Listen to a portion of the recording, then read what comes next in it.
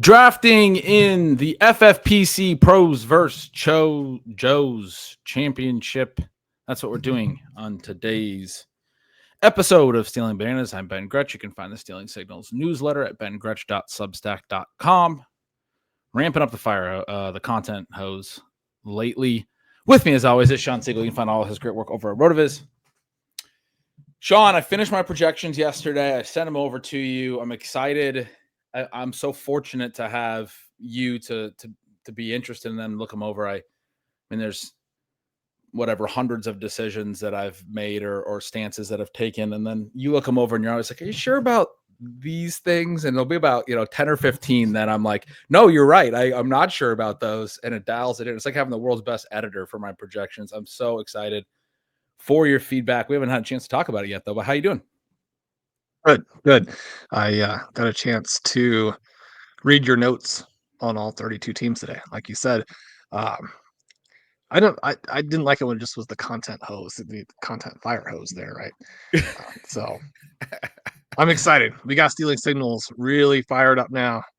Blair was mentioning we've got multiple articles today going up on RotoViz. I've got about 6 that are going to come out more or less simultaneously because I refuse to publish any and just continue to work on all 6 together. That is exciting, but Ben, I mean, the notes on all 32 teams were fantastic. People need to get over there, and it is bengretch.substack.com. Yes, yeah. So before releasing the actual projections, which I'm going to do like tomorrow, I just released something today that was kind of the Cliff Notes on what I like, because obviously the projections process is less about the actual like hard and fast outputs and more about the research and what I think is possible in the different offenses and what I learned about the coaching tendencies and the offensive lines and all of these things. And it's way too in depth because I only have one speed.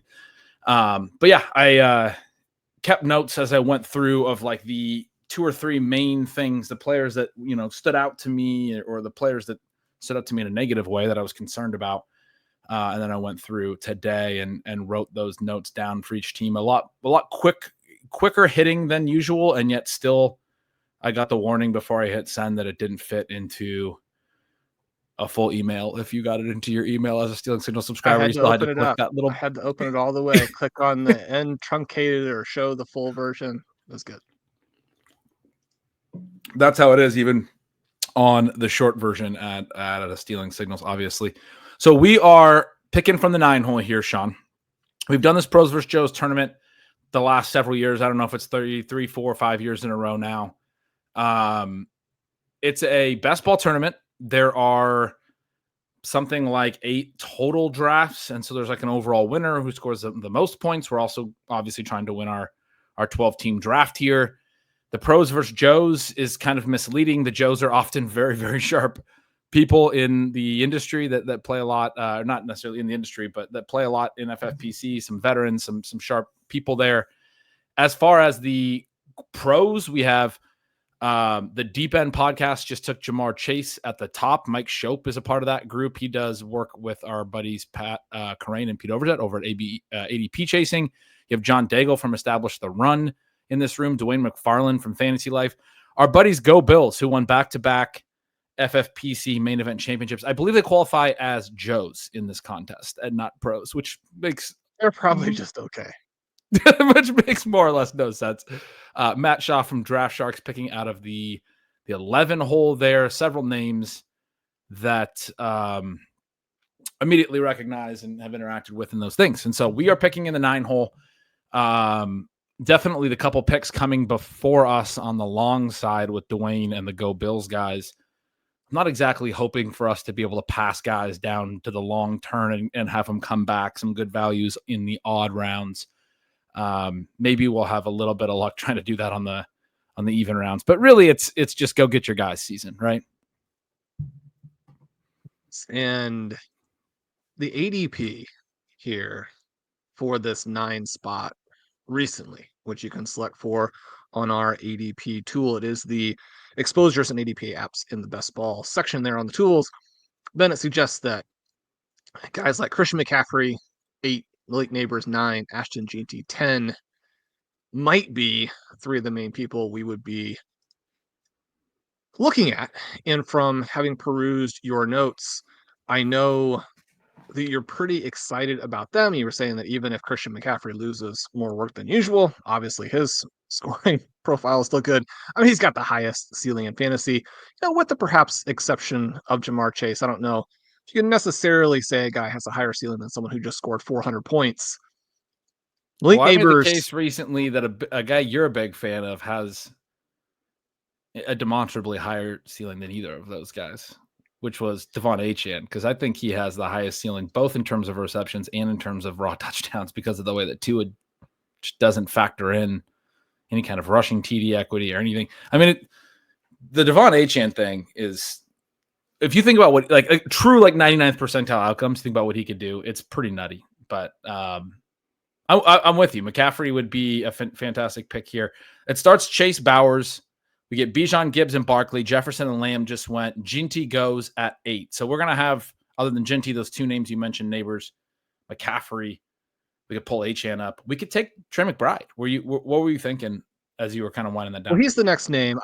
I'm looking at this. I do want to ask you about Genty, but since he's off the board here, let's focus on the guys we could take. As you mentioned, McCaffrey, Nabers, Trey McBride. Was there anything in the projections, and you were still pretty high on Wandale getting a bunch of targets, if not actually being that fantasy relevant? Is there anything that would make you think that Malik Nabers does not lead the NFL in targets? I mean, not particularly on his profile. It would just be positive notes on other guys. But yeah, no, I mean, the point that you're alluding to there is fairly easy. And oh, you must have actually looked at my projections, because I don't. News to me, I projected Malik Nabers to lead the NFL in targets. I did have him 1 ahead of Chase, 2 ahead of Lamb, 6 ahead of Jefferson in the end. I mean, the reason that you alluded to the Wan'Dale Robinson projection, the reason that I had a lot of targets projected for Wan'Dale as well is that they didn't do anything to really build out their pass game. Darius Slayton, Jalen Hyatt are the next names. Theo Johnson, Daniel Bellinger. I don't think these guys are going to be major players at the tight end position. I think the running backs will probably play in. They had a horrible QB play last year, but I just don't get away from, I mean, Wan'Dale, even as the number 2 guy with a demonstrated strong target earning profile, even in the shallow range, even some people say it's gimmicky, whatever. He's got really good short area quickness and separation ability. People are all in on he can't be efficient enough. He was much less efficient per target last year than the 2 years prior. I don't know why we're talking so much about Wan'Dale other than. Well, I do want to point out that Wan'Dale was actually used in one of his collegiate seasons more down the field. I still think that is a possibility if you have a real QB, which, you can certainly debate that. And if the offense just functions a little bit better. I say that really not having Wan'Dale ranked at all. But I mean, Ben, I've had Malik Nabers as high as the 103 in my rankings this year. And I just don't see how anybody, even really gets that close to him in targets unless his toe is completely jacked up. And my understanding is that, I mean, it may be, but he's been playing with that for a long time. And I mean, these are the numbers he's already put up with the problem. Right. This is the point of the Wan'Dale point is even behind Nabers, even when I give Nabers a 30% target share, which I believe is the highest I gave any player, I still have to give Wan'Dale Robinson a 20% target share because there's no one else who's a target owner on this team, which is, I mean, typically speaking, I do like the good target owners are going to get their volume, and then everyone else is kind of fighting for scraps. It's not going to be, and that's part of why Jamar Chase is right there with Nabers, despite having more target competition, but despite having T. Higgins on his offense and those things. But when you think about the ways that it can get really, really concentrated and really, really big, and then, I mean, the QB play may not be improved, but when you have 3 options and the QB play was so poor last year, it really is. I think it's similar to the Bowers case last year. We were like, well, just, you bring in Aiden O'Connell, or you have Aiden O'Connell and you bring in Gardner Minshew. The 2 guys probably raise the floor to some degree. I mean, if Russell Wilson's good, we'll see. If he's not, I would assume that Jackson Dart is playing his way into a role. If he's not, then, I mean, maybe they do go with Jameis Winston. I think you're talking about an elevated floor through quantity. And that was like the goal of the Giants this offseason, was like, we have to get some type of decent QB play. Like Brian Dable knows that he's got to have some kind of QB play. I think Dart could be really, really fun for Nabers. We're back up here, Sean. Achane swings around the turn. Is it really straightforward? Am I missing somebody? Brian Thomas still there? Who else is available for us here? Well, at the turn or in those picks in the interim, we did get McCaffrey, not surprisingly, McBride, but Amon-Ra, Derrick Henry, Puka all went. Those are all really strong picks. I mean, it's not like I'm criticizing those picks, but it does push down three guys that I'm actually probably a little bit higher on in Achane, Brian Thomas, and Drake London. If Nabers doesn't lead the NFL in targets, and we're just talking about everybody healthy here. Obviously, injuries are going to factor into this, but I would think it would be Drake London. Having said that, it does seem like Achane is pretty easy to pick. Yeah, we're going to grab Achane there. Really like getting him as the anchor running back at the 204. That's a really straightforward play. Thomas, a really nice play too. I'm with you. London, I mentioned those four guys at the very top that led my projections and targets. London was the very next one at 159. We talked earlier before I'd gotten to those other four guys. He was leading all target earners in my projections. After him is Puka. I don't have anyone else over 145. So I have London at 159, Puka at 152, Nico and Amon-Ra at 144 apiece, because they have a little bit of a different. They have two different issues. Amon-Ra's got a lot of target competition. Nico's got a little bit more of a vertical profile and probably not going to rack up necessarily quite as much raw target volume, but love those guys. Anyway, that was an option there, London or Brian Thomas, either of them. I have them back to back in raw points in my projections, even though I have a pretty big gap, 19 target gap, which speaks to, if Thomas did get even more volume because of the efficiency that he can put up, maybe what his ceiling would look like. So anyway, the Go Bills guys behind us did take Brian Thomas. We get Ladd, we get Kittle, we get London going in the picks after that. You mentioned the turn. Amon-Ra, Puka, Nico did go in the turn as well. So we started Nabers Achane. Achane, for me, again, in those projections, it's not an end-all, be-all, but I just don't get away. I don't see how to get away from projecting Achane for a massive receiving role because of what he was doing in the quick hitting stuff. I wrote a whole piece about how the Dolphins, I think, are the most important team to get right in fantasy in 2025 after I did their projection. And then I wrote it up right after Jonnu Smith got traded, because then you have just a really open element to that where, Jonnu late in the year was catching a lot of these quick hitting passes and doing a lot. The target rate was really strong. I don't necessarily think that ports over to Darren Waller because he's not really a catch and run guy. There hasn't really been strong tight end target shares in this offense in the past. It was a Jonnu specific thing that he was an option in that quick game to the perimeter. The other main option in that quick game was Devon Achane, and he had a massive number of receptions, huge splits in the Tua game. We've talked about it on the show.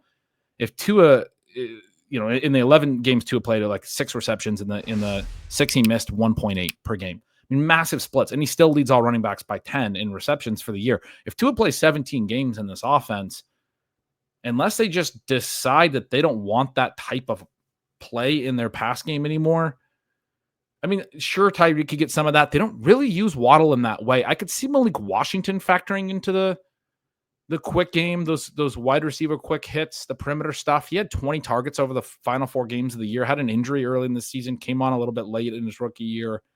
Somebody that I think probably actually does factor into what they're going to do to replace Jonnu's volume. But I don't see how you get away from projecting Achane for, Sean, I'm projecting for 24 more targets than any other running back. Yeah, he's going to gap the field. I don't think that there is too much question about that. McCaffrey perhaps will be in the mix. Saquon Barkley. I'm sorry. Looking at Saquon here. Bucky Irving perhaps in the mix. I actually think that Travion Henderson is the other back that could get into that range, but most of them cannot. Then I mentioned one of those articles. I've been teasing this Achane piece I don't know, just since the draft ended. So I think it's fair to question whether or not that ever comes out. But it's a whole piece where I build out this profile of backs that can get to 350 points, what you need to have, working through the history of it, and how things have changed in terms of the backs that get there, how things have changed in terms of top 6 backs over the last 10 years, the guys who are the 6th highest scoring in fantasy, how rushing EP, receiving EP, and then fantasy points over expected have been moving for that group, uh, on a league-wide basis. And I don't think it's a surprise to anyone, but the sort of through line to so much of what we've talked about this year is this combination of the loss of receiving value to backs, the importance of explosion from backs, these long runs. Can the person you're drafting produce those? You go through the whole thing, and then I break down HN individually and talk about him. And it's very straightforward that he's the guy who can give you receiving, who can give you big plays. And I don't necessarily think that his ADP is wildly off, in part because I'm just very high on basically the top 15 guys. But I think that you can consider HN as early as the 102. And if that's the case, I mean, you've got to really like him at the 204. That sounds like a fantastic piece. The other guys you're talking through that, I mean, Gibbs going at the 104 here. Interesting pick here from John Daigle. He takes Omarion Hampton at 210. Some vague comments about Najee Harris today. I saw some Twitter responses that Hampton is going to settle in the second round, that he needs to settle in the second round. I do think you're talking about a pretty positive outcome for Hampton in terms of, I mean, Najee Harris is on a 1-year deal. Seemed like he was going to be the bridge in some ways. We are on deck, so we'll talk maybe a little bit more about Hampton in a moment.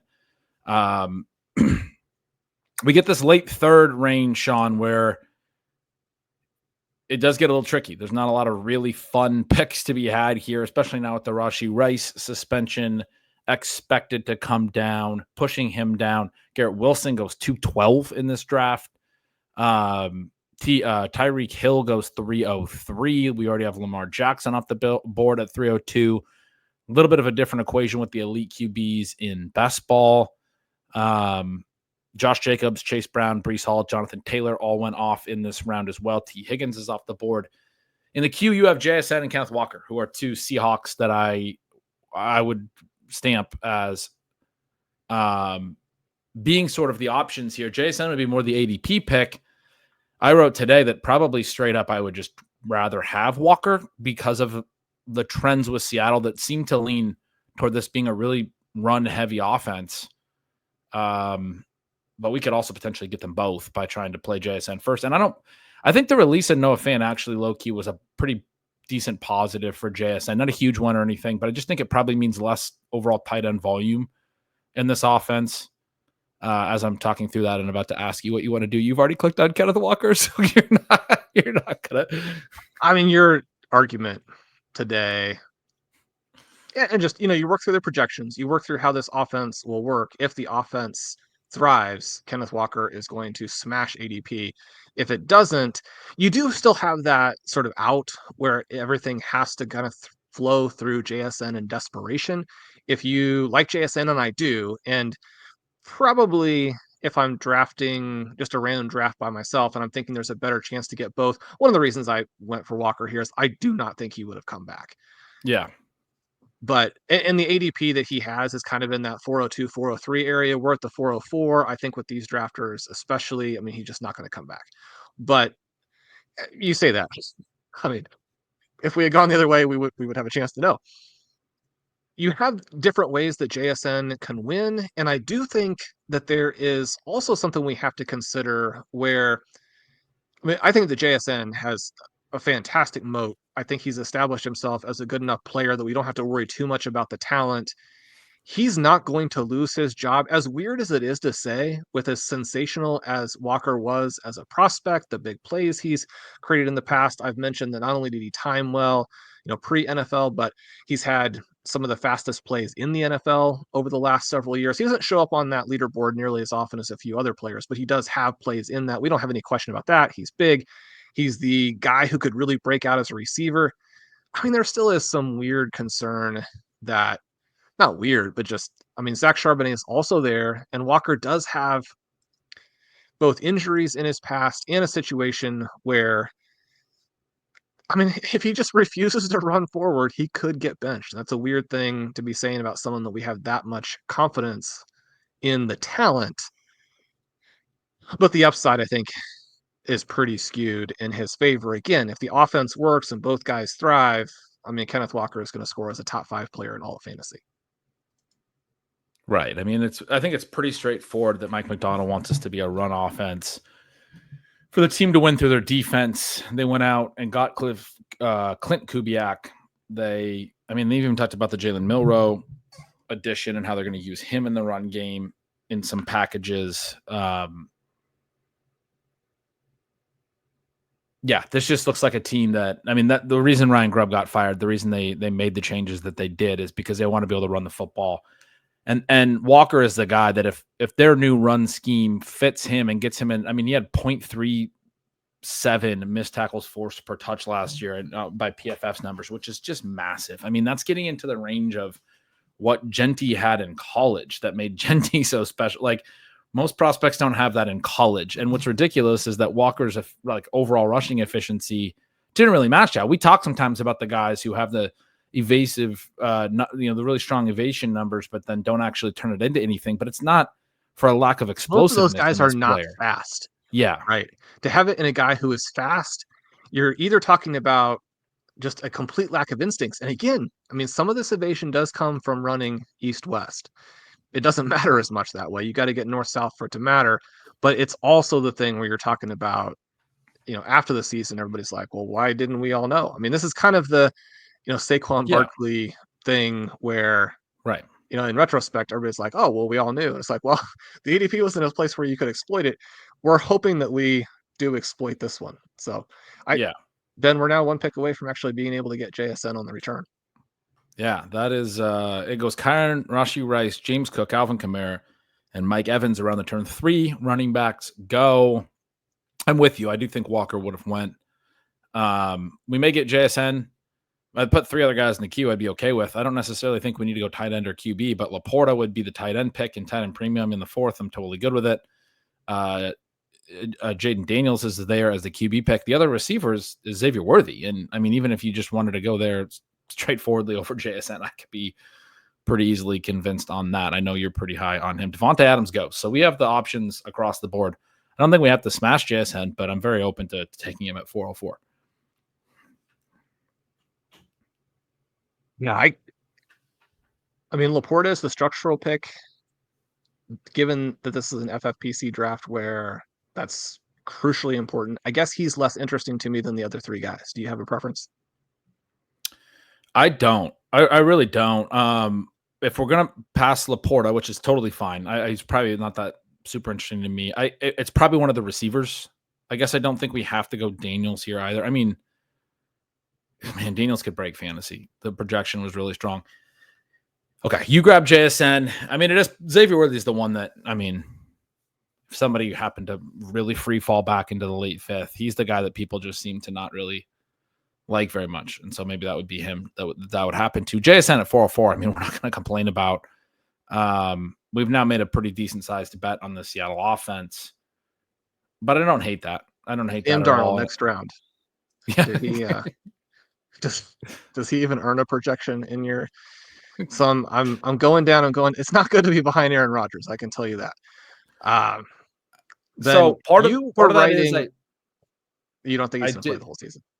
Right. I gave 9% of the dropbacks to Jalen Milroe. I don't have that in most offenses, but that's because the team has outright said that Milroe's going to play. And then I have a really high rate of designed runs essentially on Jalen Milroe's snaps because the team is more or less straight up said, I don't know if this has gotten missed, but their quotes are out there. They're going to have packages for Milroe. They're going to use him. I gave him 22 carries for the year. It's just over 1 per game. It's not a ton.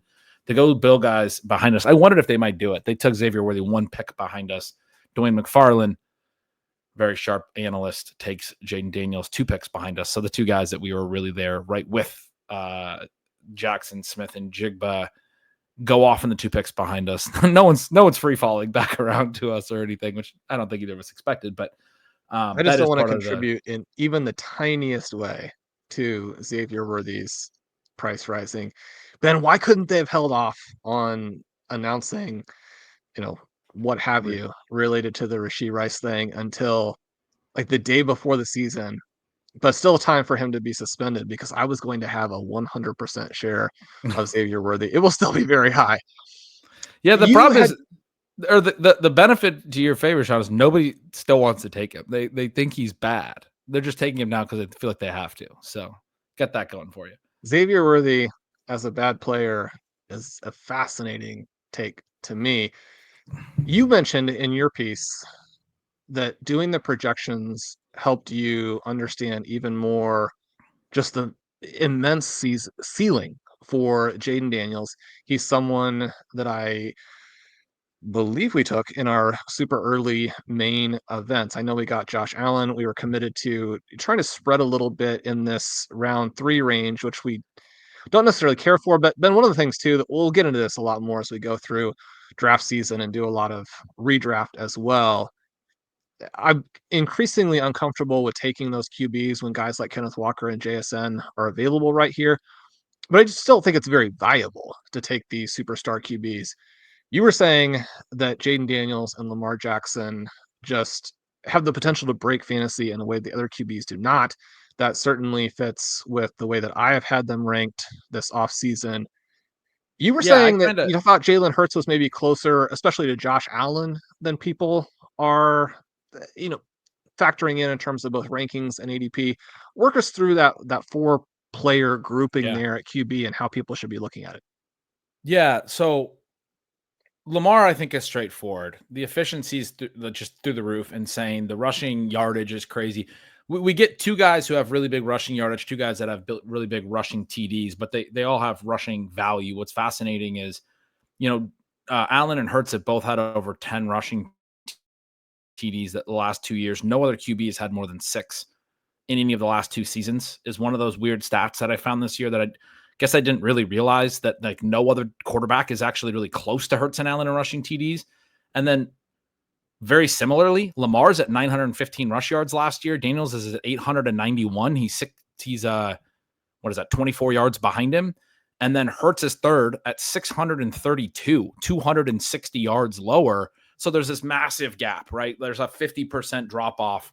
Or Daniels is 50% above Hurts if you use Hurts's number as the anchor. Anyway, so I think, so for all 4 of the quarterbacks, you have these big rushing numbers.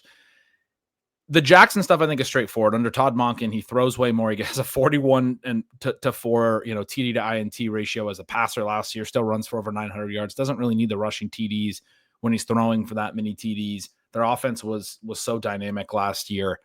The Jaden Daniels thing is just how they played with so much more tempo. They played so up. They played a ton of shotgun, played so fast.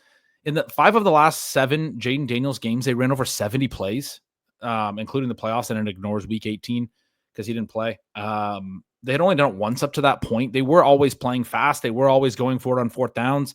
But suddenly, like when they got a little better offensively, he got a little more comfortable. That tempo really took off. 70 plus plays. They're playing like a college offense. Their 4th down conversion rate was extremely high, which allowed them to dominate the ball. And so I think that some of that. But that was early. That was before these.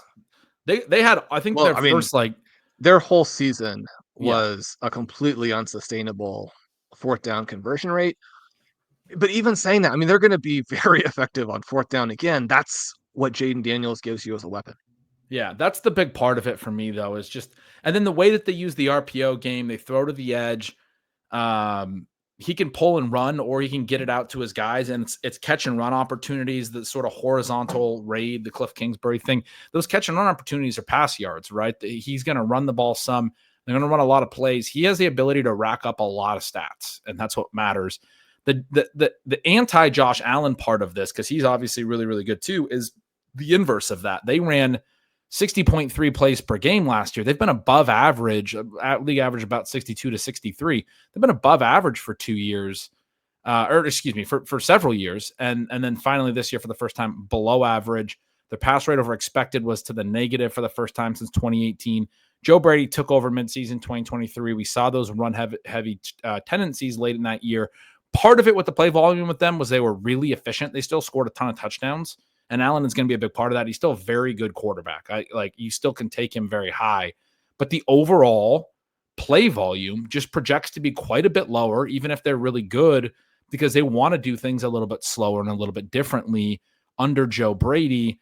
And that just means that it's a lot harder to match what Lamar and Daniels are able to do than Hurts being the fourth one. The thing with him is I feel like they have to shift back towards the pass some. Shawn, we're back on deck here, so we'll talk about Hurts a little bit in a moment. Sam Laporta almost came all the way back. He goes at 505. That would have been the one. If somebody slipped all the way back, I was kind of alluding to, that would have been pretty shocking if it was him.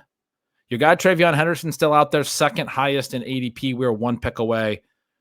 I'm going to guess that our buddies Go Bills just take him here. They only have one running back. Would not surprise me in the least. So the other names in this area, Joe Mixon, the highest guy by ADP, but not particularly appealing once you consider that they have added Nick Chubb and have the receiving back to ruin. One of the things when you go back and look at Joe Mixon, he's actually pretty reliant on the receiving portion of it, even if he's not one of these receiving centric backs. I mean, they overdrafted a receiving back. He's going to play some. So sadly, Henderson does go. Zay Flowers, TJ Hawkinson, Devontae Smith, RJ Harvey, George Pickens. I think the players who are in the mix for this spot. I could go a lot of different ways. I do like the Harvey idea, probably the least interesting to me with 25 on the clock because we have the two running backs. I think you could go receiver here. I think I would lean toward just taking Hawkinson. We know how important the tight ends are in this format. In the best ball format, I think the last couple of years here, Shawn, we've done 4 tight ends, right? In this pros versus That's what the RV roster construction explorer really wants you to do. I was kind of thinking back, but I think we finished second in our 12-team league last year. If not last year, it was the year before. But I think we finished second. Part of that is structural, right? In that you do need to set yourself up with those tight ends. It's a possibility that we're going to see tight ends fall in this format because experts, for whatever reason, do not seem to like drafting them. And if you have 6, if you have half the league as analysts, maybe that creates some opportunity. But frankly, you just need that opportunity to get to the numbers you need anyway. And so when we have that opportunity, if we like Zay Flowers, Devontae Smith, and George Pickens somewhat similarly, now granted, they do all project to go in the interim, but taking Hawkinson gets us that position that is more difficult to cover. But you have Judy in the queue as well, and I was keeping him in that tier in my mind. I don't think we're going to see a drop off in the receiver we're able to get on the way back. Jameson Williams goes right there. He would have been another one. This is a really nice wide receiver pocket, and yet, kicking that can to 604, and also hoping that we're going to have some of our wide receiver options available at 7 and 8, which I do think we're going to have some chances to do some things at wide receiver later that we like. That was the thought. Mixon does go here at 5'11". He projected to go in the interim as well. There's a few different ways that this comes back to us, and we're fine with the pick.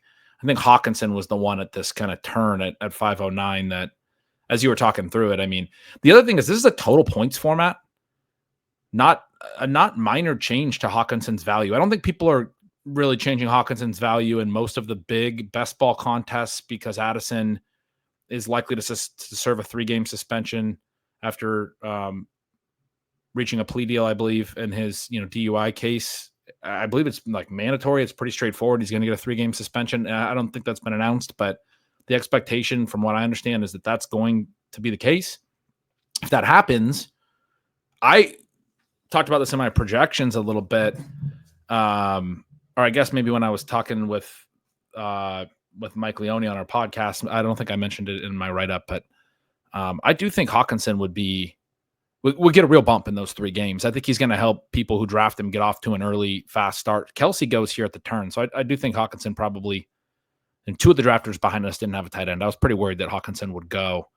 But I think he has a real chance to get off to a nice start if that suspension is weeks 1 to 3 as expected, and that would be very meaningful for a total points format. Like just the fact that we already know that there's like 3 games of contingent upside baked in here. Like it's a concentrated pass game, 3 good players, and one of those 3 players is going to miss 3 games is meaningful to me. Yeah, one of the other notes that you had in the write-up was just that, I mean, George Kittle again is going to be reliant on some efficiency. Now, that's always been the case, but last year he's such an easy pick because basically Kittle and Andrews offered the same premise, and one was much cheaper. It, it looks even better in retrospect because Mark Andrews had such a bad year. But essentially, going in, I mean, you had this situation where those guys are offering you the same thing, and they're priced differently. I like George Kittle. I do have him ranked aggressively, probably too aggressively. I think that unless JJ McCarthy is flat out bad, and we have to be open to the possibility that that does actually happen. It's one of the reasons that I think Justin Jefferson, the best receiver in the NFL, he is better than Jamar Chase. He still is a very difficult pick at his ADP because you have that possibility that JJ McCarthy is bad. If he's not bad, TJ Hawkinson gives you the same thing as Kittle and Laporta, maybe more, and he's cheaper. So I think from that perspective, it's pretty straightforward. Ben, you were saying you didn't like Harvey there, but he does come back around.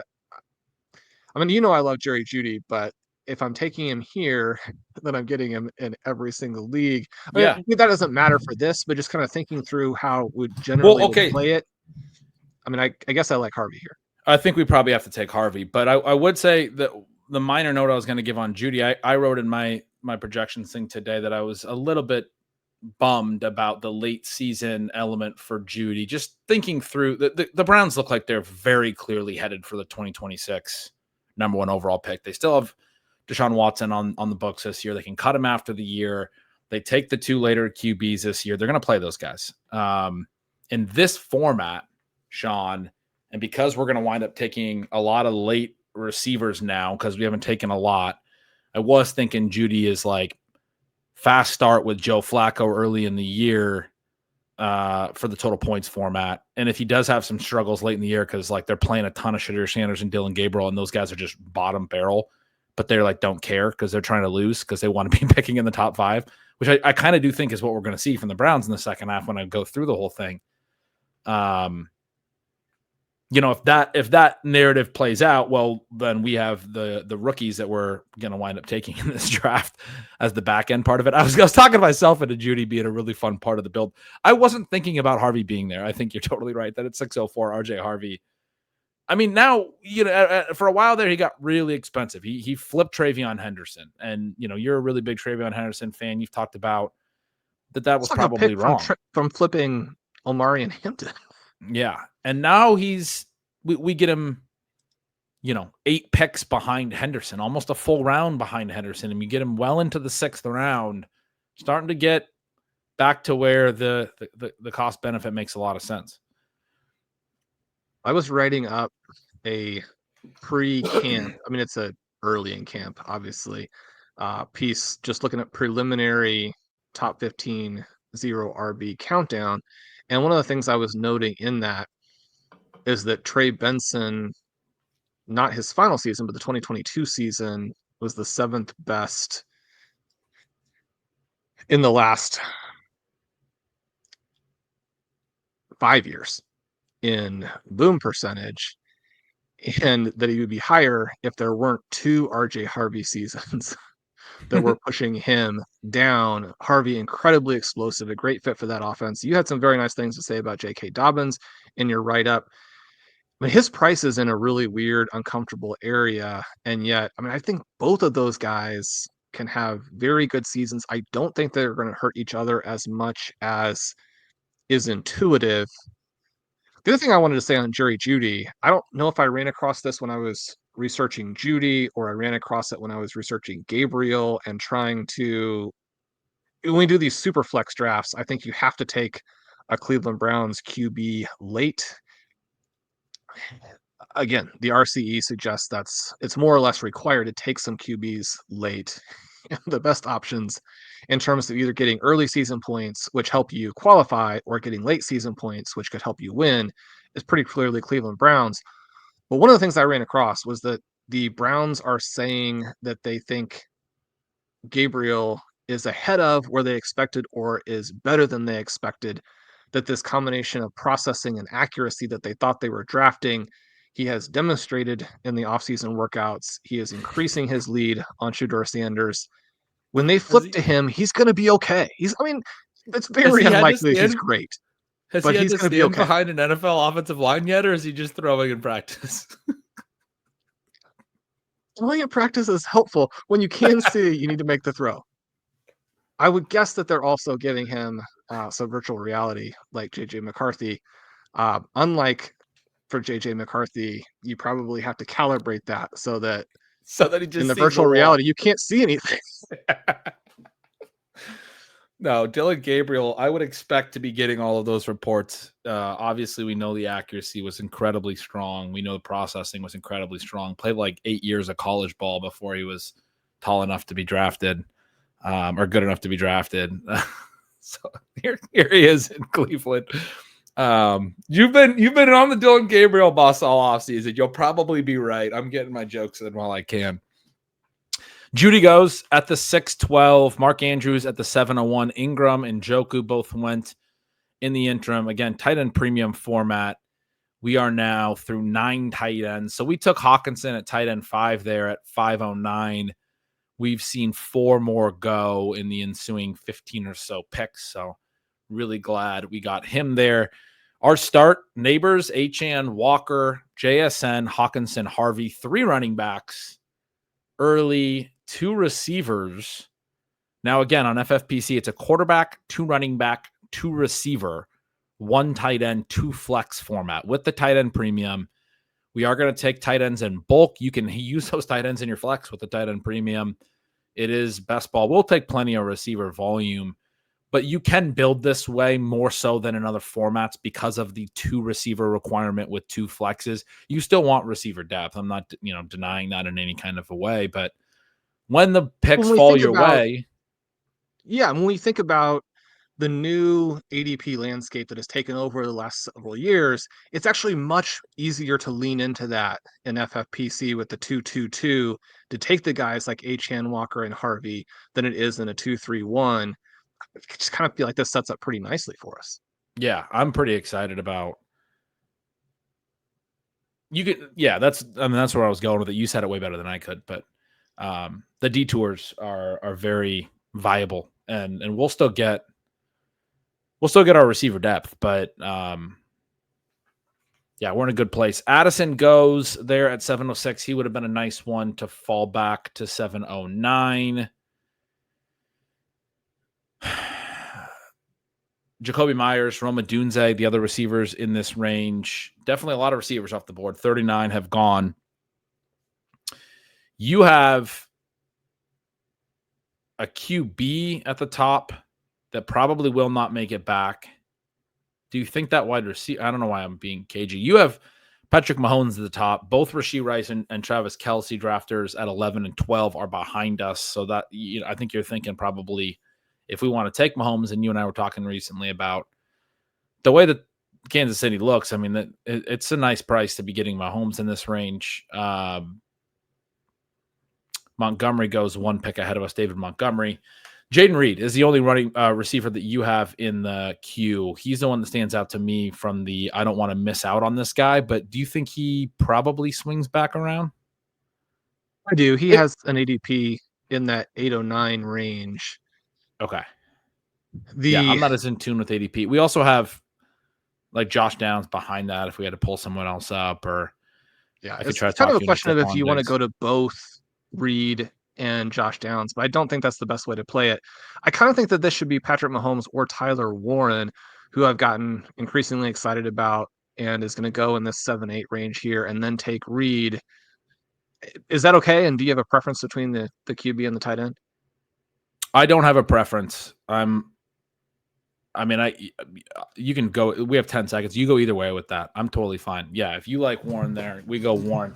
I've been wanting to get your take on the rookie tight ends because I trust your prospect analysis on this stuff very strongly. They're not guys that I felt like you were super high on pre-draft. I should rephrase that. You weren't very high on the pre-draft because we talked about it. And just hearing you work through it, like in the immediate aftermath of the draft, it feels like things are changing in that direction, which you kind of just alluded to in saying that you're getting increasingly high on Warren. Are you feeling the same way about Loveland? What are your thoughts on the two rookie tight ends? I've been asked about your thoughts on the rookie tight ends for the record. People love to ask me about your opinions on stuff. I'm like, I don't know. I didn't think he was very high in those guys. Apparently, he's got him ranked pretty high because people are like, dude, do you realize how high he's got him ranked? Not crazy high, but higher than sort of what I was alluding to when trying to describe my take on your take. So I want to hear your take. Well, you look at Warren and you simply don't have that same career trajectory that you get from a Brock Bowers. But if you're going to have this late breakout, it needs to be of the incredible size and scope that Warren's was, including, as you pointed out when we were talking the other day, the rushing aspects of that. I mean, really, you are expecting to get rushing touchdowns from both Brock Bowers and Tyler Warren this season. And for me, just so much has shifted in terms of hearing what the sort of beat reporters are talking about with what they did in minicamp with him, looking at, I mean, Michael Pittman, I think, is actually one of the weirdest, most undervalued players. He's not somebody I've ever liked, but and it's just so exciting or so easy to get excited about Josh Downs. And yet I don't think you want to go into the season with all of your Colts exposure there. One of the things is it does sound like over the last couple of days, and correct me if I'm incorrect on this, but that Anthony Richardson is going to be able to practice. He's going to be able to take his shot at this job. But man, I mean, he's so far behind and just has to demonstrate so much. If it's Daniel Jones is still going to be very mediocre, but the skill pieces in Indianapolis are going to score a ton of points. And I know that sounds weird, but it's all set up that way based on how the offense runs. And then again, you go back and you ask yourself, like, who has the wide range of outcomes at the tight end position? You know, even if it's a very poor man's version of what Brock Bowers did last year, and it's going to be a poor man's version, right? It's still Tyler Warren who could give you that Kyle Pitts rookie season, which, I mean, it sounds strange to mention Pitts in a positive light after so much has happened since, but that season, the Sam Laporta rookie season, maybe it matters less actually just in a 12 team. Now, again, we actually want to win the entire group here, not just our league. Maybe Warren is more exciting when you're trying to win $1 million in the main event, but I do think he's an excellent fit when we're talking about how do you draft someone who is going to outperform ADP by multiple rounds. There are a lot of compelling, or I should say fine tight ends, which if you draft enough of them in best ball, it probably works out. But especially when you're trying to think about how you would win your main event, which is a different question. But I think you want to be looking at Tyler Warren pretty closely. Colston Loveland has a trickier path because he hasn't been healthy during the offseason and because they have so many pieces there. But I kind of don't think the Chicago Bears are going to run the ball at all. And so if they throw the most passes in the NFL, then Loveland will probably also be fine.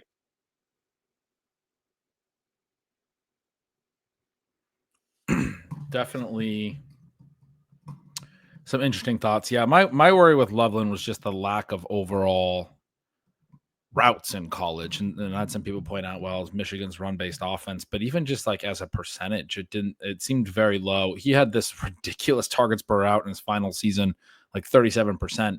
Then you go to his game log, he played 10 games and half of his games were like 40 or fewer receiving yards. Like he just wasn't running a lot of routes. He had 3+ catches in every game. He only had 100-yard game. I mean, it's not even like he had a bunch of high-end games either.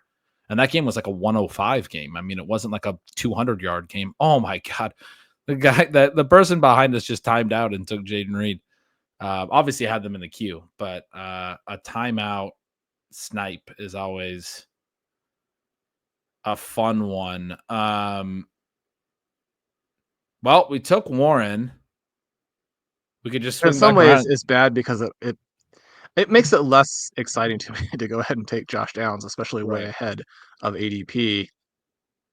Who do you like here? I mean, Jalen Warren is the sort of ADP pick, and I feel like he's undervalued. He doesn't necessarily fit that well. We could take Tucker No. Kraft, and then you're really addressing that tight end situation, we certainly wouldn't have to think about it again until we shoot for Harold Fannin at the end. Yeah, do that. We're at 10 seconds, but we're just going to take a third tight end. You can do that in this format. You can start all three any given week as tight end premium.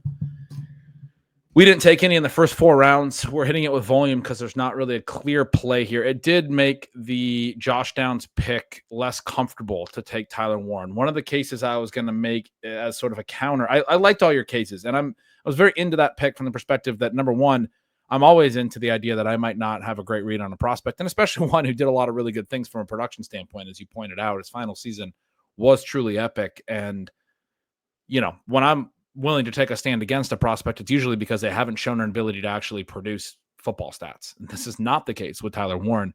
The concern that I had going through the projection that has kept me a little bit muted on him is the part where you said that the Colts skill players are going to score a lot of points, and that's the way that it's set up. I think it's going to be good relative to kind of all of their low costs, but Shane Steichen, he's always wanted to play fast, and I do think there may be tempo, but he's also wanted to have a mobile quarterback. I think that's part of why I brought in Daniel Jones. I think there's going to be a decently high rate of designed quarterback runs in this offense, even if Daniel Jones is the quarterback, like there was with Anthony Richardson.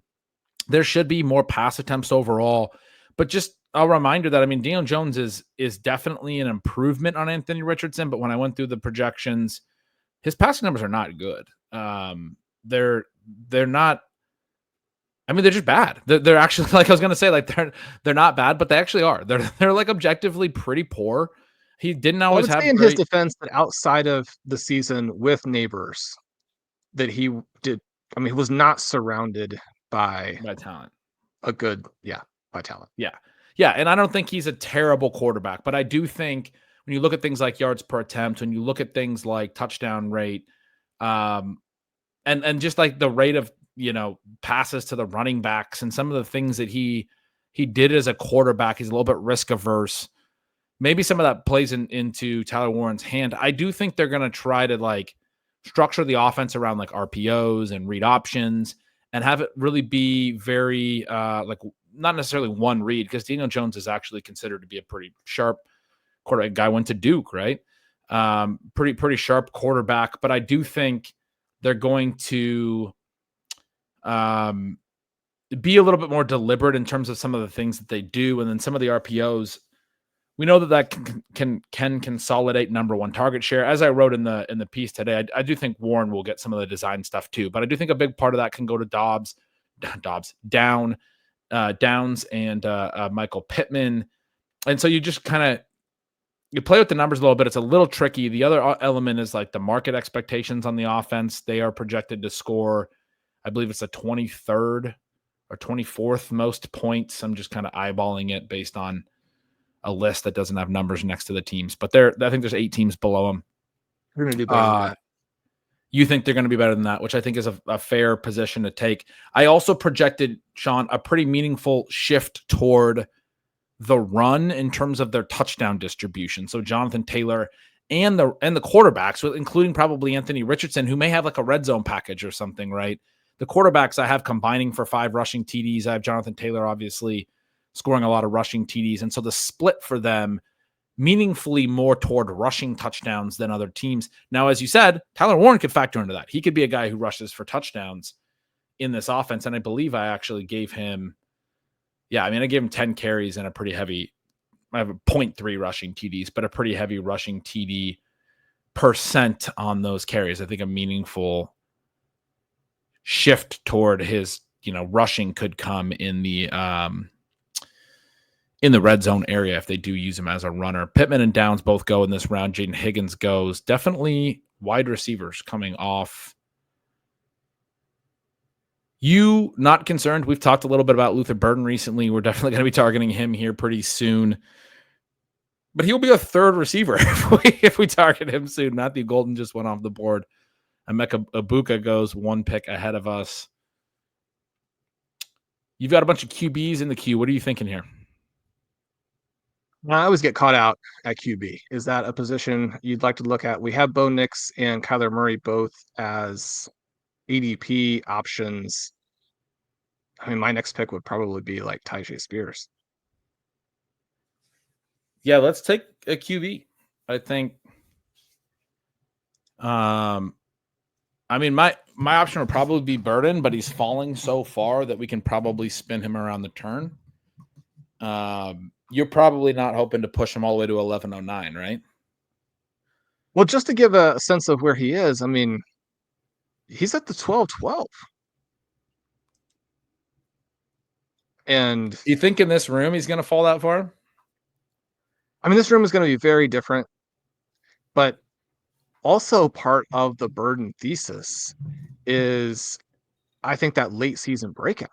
And so if you don't have the tournament element and you're playing full season, I guess I do think there's a pretty good chance that he falls, simply because drafters are not looking at him as being a full season option, which, yeah, you've got to worry about, what Higgins and Ibuka and Burden do over the first half. And so I think you should have them lower in a full season league. And yet, I mean, the prices are pretty crazy. My counter is that we just watched Dwayne and our Go Bills buddies take Golden and Ibuka 1 and 2 picks ahead of us. Jaden Higgins went earlier in the round. Earlier, we saw Worthy go a little ahead of ADP to the Go Well, Matthew Bills Golden guys. has a mid-9 ADP. I mean, he's looked at very differently from Burden, which, again, is something that you and I probably disagree with, although disagree with to different degrees. They also took Travion 1 pick ahead of us. So where's Ibuka's ADP? He is going at the 10-11. I would guess that he is going to rise some as people get more and more concerned about Chris Godwin's health.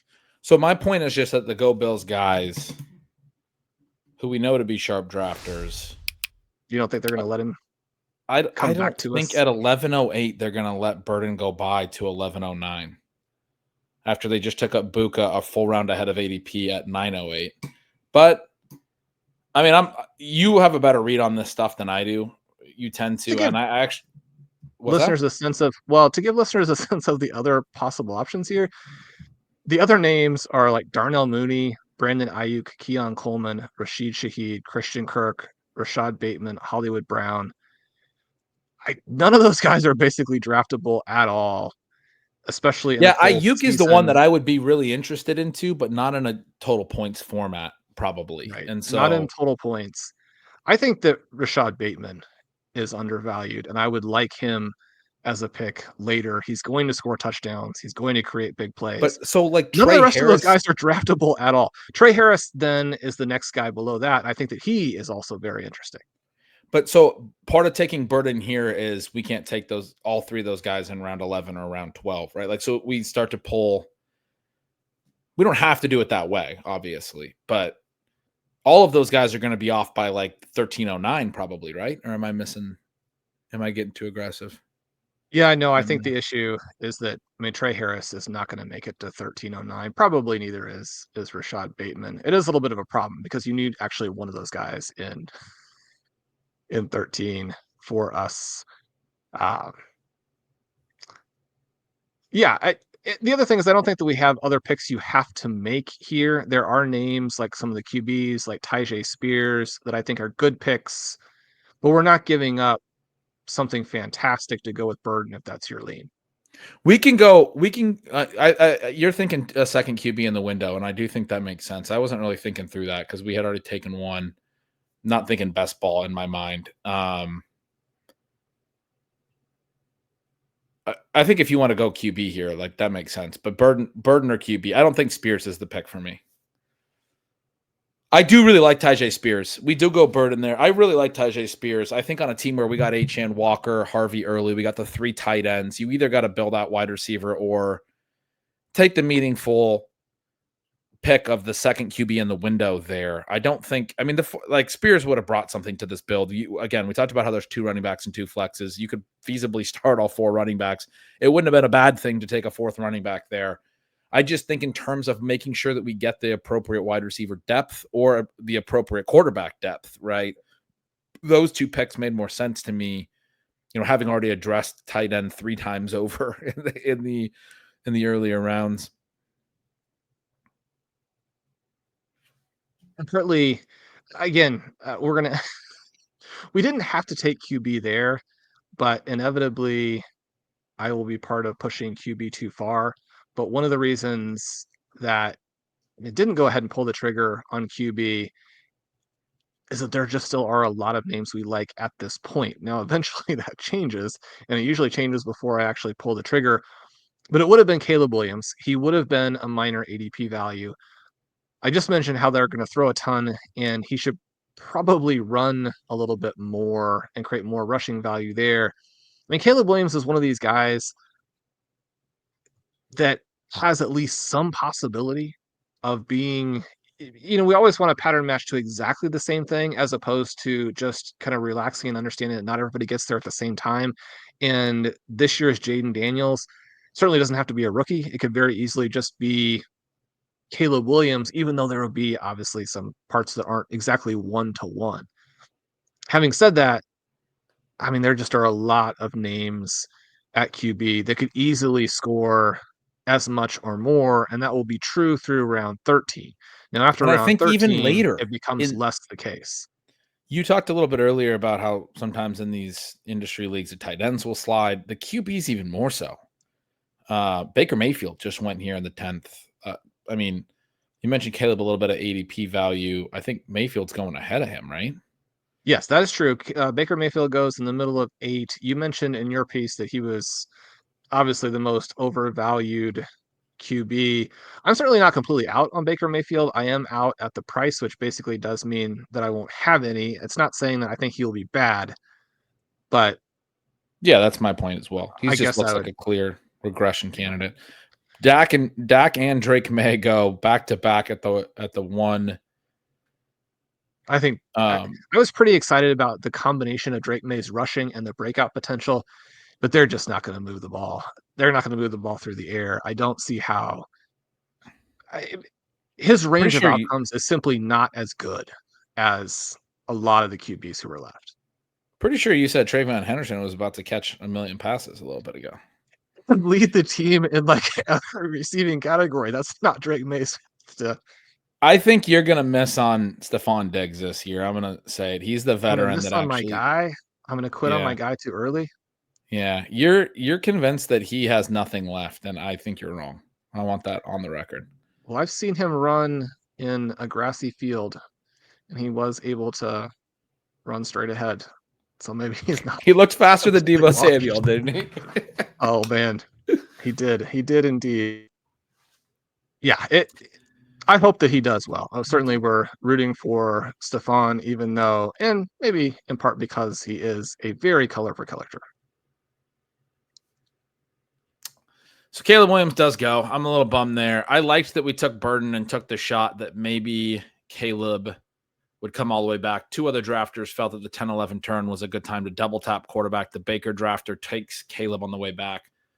Dak and May went. JJ McCarthy goes now. I mean, when you get two drafters thinking this is the QB window, I'm ready to double tap. We get 5 QBs that go. Having said that, I mean, Spears just went 2 picks ahead of us. And your guy, Jordan Love, who you have near the top of the queue, is still on the board. I'm probably not as excited about Bateman as you, although I'm totally fine taking him because we do need to build out. But see, look, Trey Harris Do take goes Trey at Harris. 11:08. So Burden was not getting back to Trey us. Harris. Well, I think that in a lot of drafts, Trey Harris is going to go ahead of Luther Burden.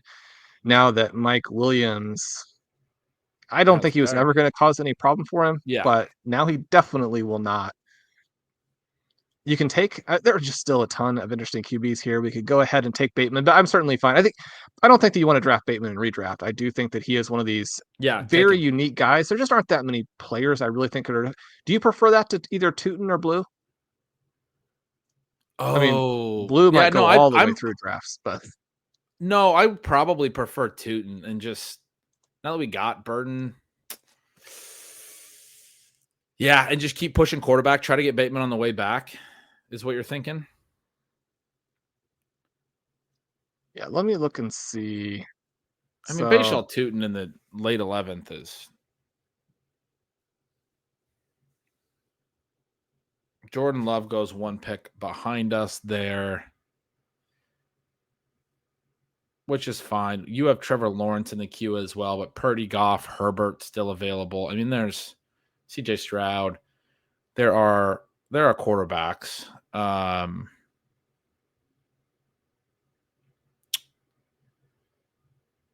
Yeah, I liked taking Burden where we did ahead of ADP and then seeing if the quarterback would fall on the way back. Clearly, a lot of people, I misread that part of it, that the quarterbacks would go. I don't think I misread go Bills. They went ahead and reached for a rookie receiver ahead of us. Probably assuming that Trey Harris was not going to come back, probably influenced by us taking Burden ahead of ADP as well. May not have been the approach had we not taken Burden, but Well, I'm very disappointed in them not taking Keon Coleman. If they're not going to take Keon Coleman, that is a very bad sign for him, is it not? They already took Khalil Shakir and Josh Allen, so they may feel like they have. Yeah, no, that's probably not great. I agree with you, man. They passed Keon Coleman, who is the ADP faller, to go down to Trey Harris when they have a stack going already for the Bills. Go Bills telling you live, do not draft Keon Coleman this year.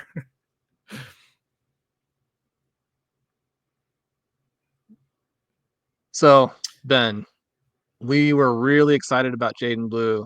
There are reports that he is extremely lazy. That doesn't come as a huge shock to me. I'm also not sure that it's relevant. He has pushed back, and even like one of his teammates has said, "This dude is fine. People are just trying to The create guy who trauma." said It that hasn't really changed that his teammates at the running back position cannot play. can't play. The guy who said that was a coach on the Cowboys in the 2000 and 2001 seasons, about 25 years ago. May still have connections inside the organization, but everybody pushed back on that pretty quickly. So I don't know how much weight I'm putting into that. The idea that he's lazy because of a position coach from the turn of the millennium saying that on a radio show.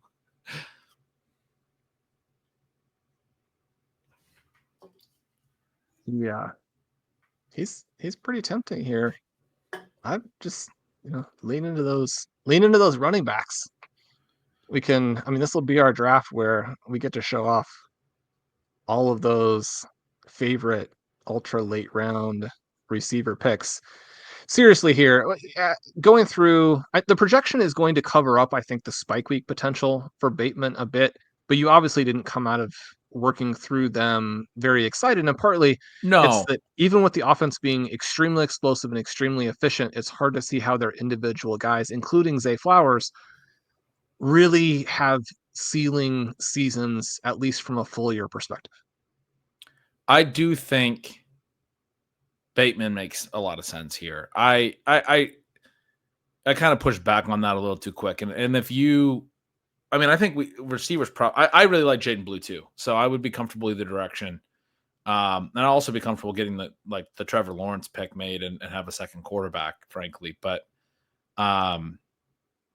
the issue I have with Baltimore, and I wrote up, was that Zay Flowers is an incredible player and deserves more volume. And they talk about him a ton, and they've talked about him a bunch all offseason. And they keep saying there's only one ball. There's only so much we can do. They say very favorable things about Bateman. They think Isaiah likely should be a Pro Bowl tight end. They obviously want to get Mark Andrews more involved than they had him last year, because that became like a big storyline that they weren't featuring this Pro Bowl tight end enough.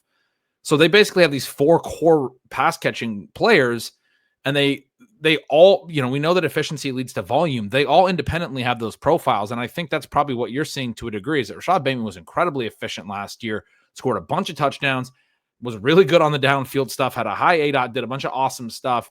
My issue is he's the one who had the lowest targets per route. He's the one who, because of the way he's utilized, was a little bit of a forgotten man from a volume perspective. But your point that in best ball, the efficiency spikes will get you there, I mean, it's well Bateman taken. also wants to know how he can get very high targets per route if he just actually scores on all his targets.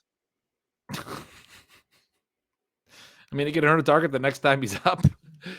He didn't score that many points. He scored a decent number of touchdowns. He had a lot of big plays, but I was concerned, as someone who really likes Zay Flowers and definitely has him ranked kind of in this weird space where it's above ADP, but it's below other guys who I have ranked even more above ADP. So he would never actually be the rankings pick.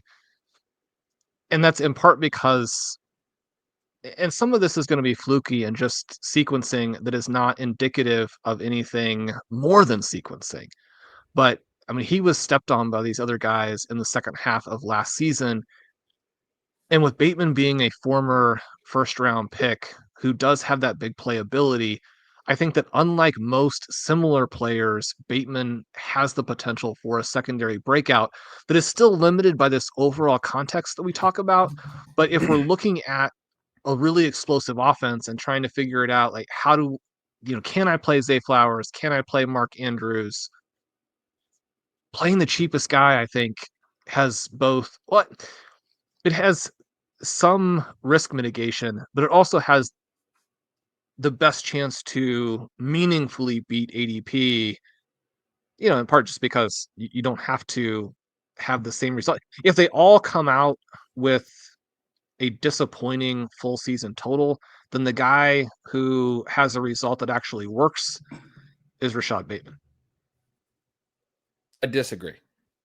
I don't think that's how it has to work. I think it does in a lot of cases, but he had 10.3 points per game last year. Shawn, he had more than 5 targets 3 times all year. He caught more than 4 balls twice. All I know, scored, Ben, is I watched a lot of games where I'm like, if he just doesn't catch a long touchdown, I'm going to win. And then he he caught catch a that lot of long touchdowns. touchdown. This guy caught 45 passes last year, and you talk about him like he caught 85. Like he caught 45 balls last year. He was not in this significant role he was very, very efficient. My concern is he caught, including the playoffs, he caught 11 touchdowns, which is awesome. And I'm not discounting that. We always talk about we don't discount efficiency. He caught 55 passes. He can't catch more than 1 touchdown per every 5 receptions in a new season. That is very likely to regress. I don't think it's going to regress to some degree that is going to be, not still a strong number. It will still be a strong number, but 20% of his receptions went for touchdowns. I promise you that is an outlier number that is like can't continue. And so my point is like for him to have that secondary breakout that you just described, he has to get more volume. I look at this profile and say he has to get more volume. And we bet on that when they're this efficient all the time. It's really tough in an offense that's got this many efficient elite players that they can't get the ball to, and they're openly telling you all offseason, Zay Flowers is a breakout third-year player, but we only have 1 ball, so he has to be okay with the fact that we can't give him the ball as much as he needs to. Isaiah likely should be a Pro Bowl tight end, but he's behind Mark Andrews. We only have 1 ball. There's only so much we can do. They use this concept of only having 1 ball in their offseason commentary like 5 times between their head coach and their offensive coordinator and these things. On top of that, Derrick Henry's going to run for like 47 touchdowns. I mean, you have like their offense is going to score a ton of points, but I think if they all are not You don't great, want to be on the play sheet in a drive after Keaton Mitchell has touched the ball either, because that drive may just already be over. Yeah. Part of the reason Bateman can't touch the ball as much is not just because he scores every time he touches it. It's because everyone scores every time they touch it. I mean, that's the issue. And what Lamar Jackson does to defenses and all of these things. And so I don't know. I do think in best ball, we're going to get spike weeks out of Bateman and we're going to be happy about it. He's got the vertical profile. There's games where, I mean, he has a game, 3 catches, 80 yards and 2 touchdowns last year where he had a 23-point game in PPR, 4 catches, 121 and a TD. I mean, he's going to have some games where he averages these big catch, yards per catch numbers and a long touchdown. And he only needs 3 catches at that point.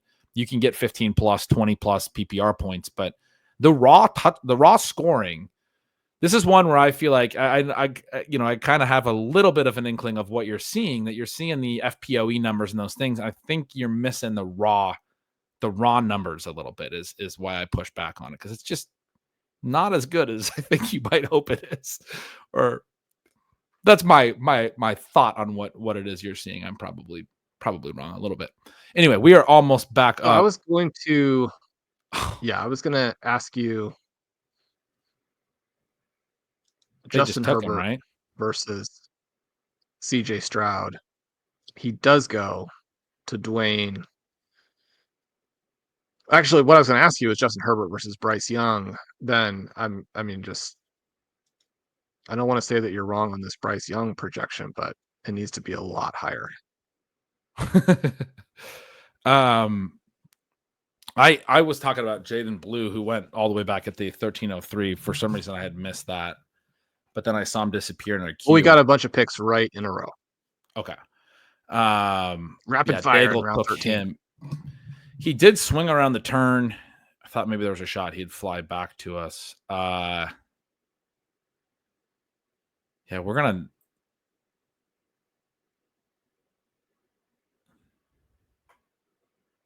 We have like no receivers. I guess we just took Bateman. 2-2-2. We're gonna be fine. We're gonna be fine. You like Bryce Young over Stroud? I do, but I'm happy to take the ADP play here. They have a round and a half of difference. I would be worried neither will come back. I do want to take one of them here. I'll let you overdraft Bryce Young if you let me overdraft Jalen Coker to complete the stack in a little bit here. Jalen Coker becomes a must draft if you're gonna go for CJ Stroud.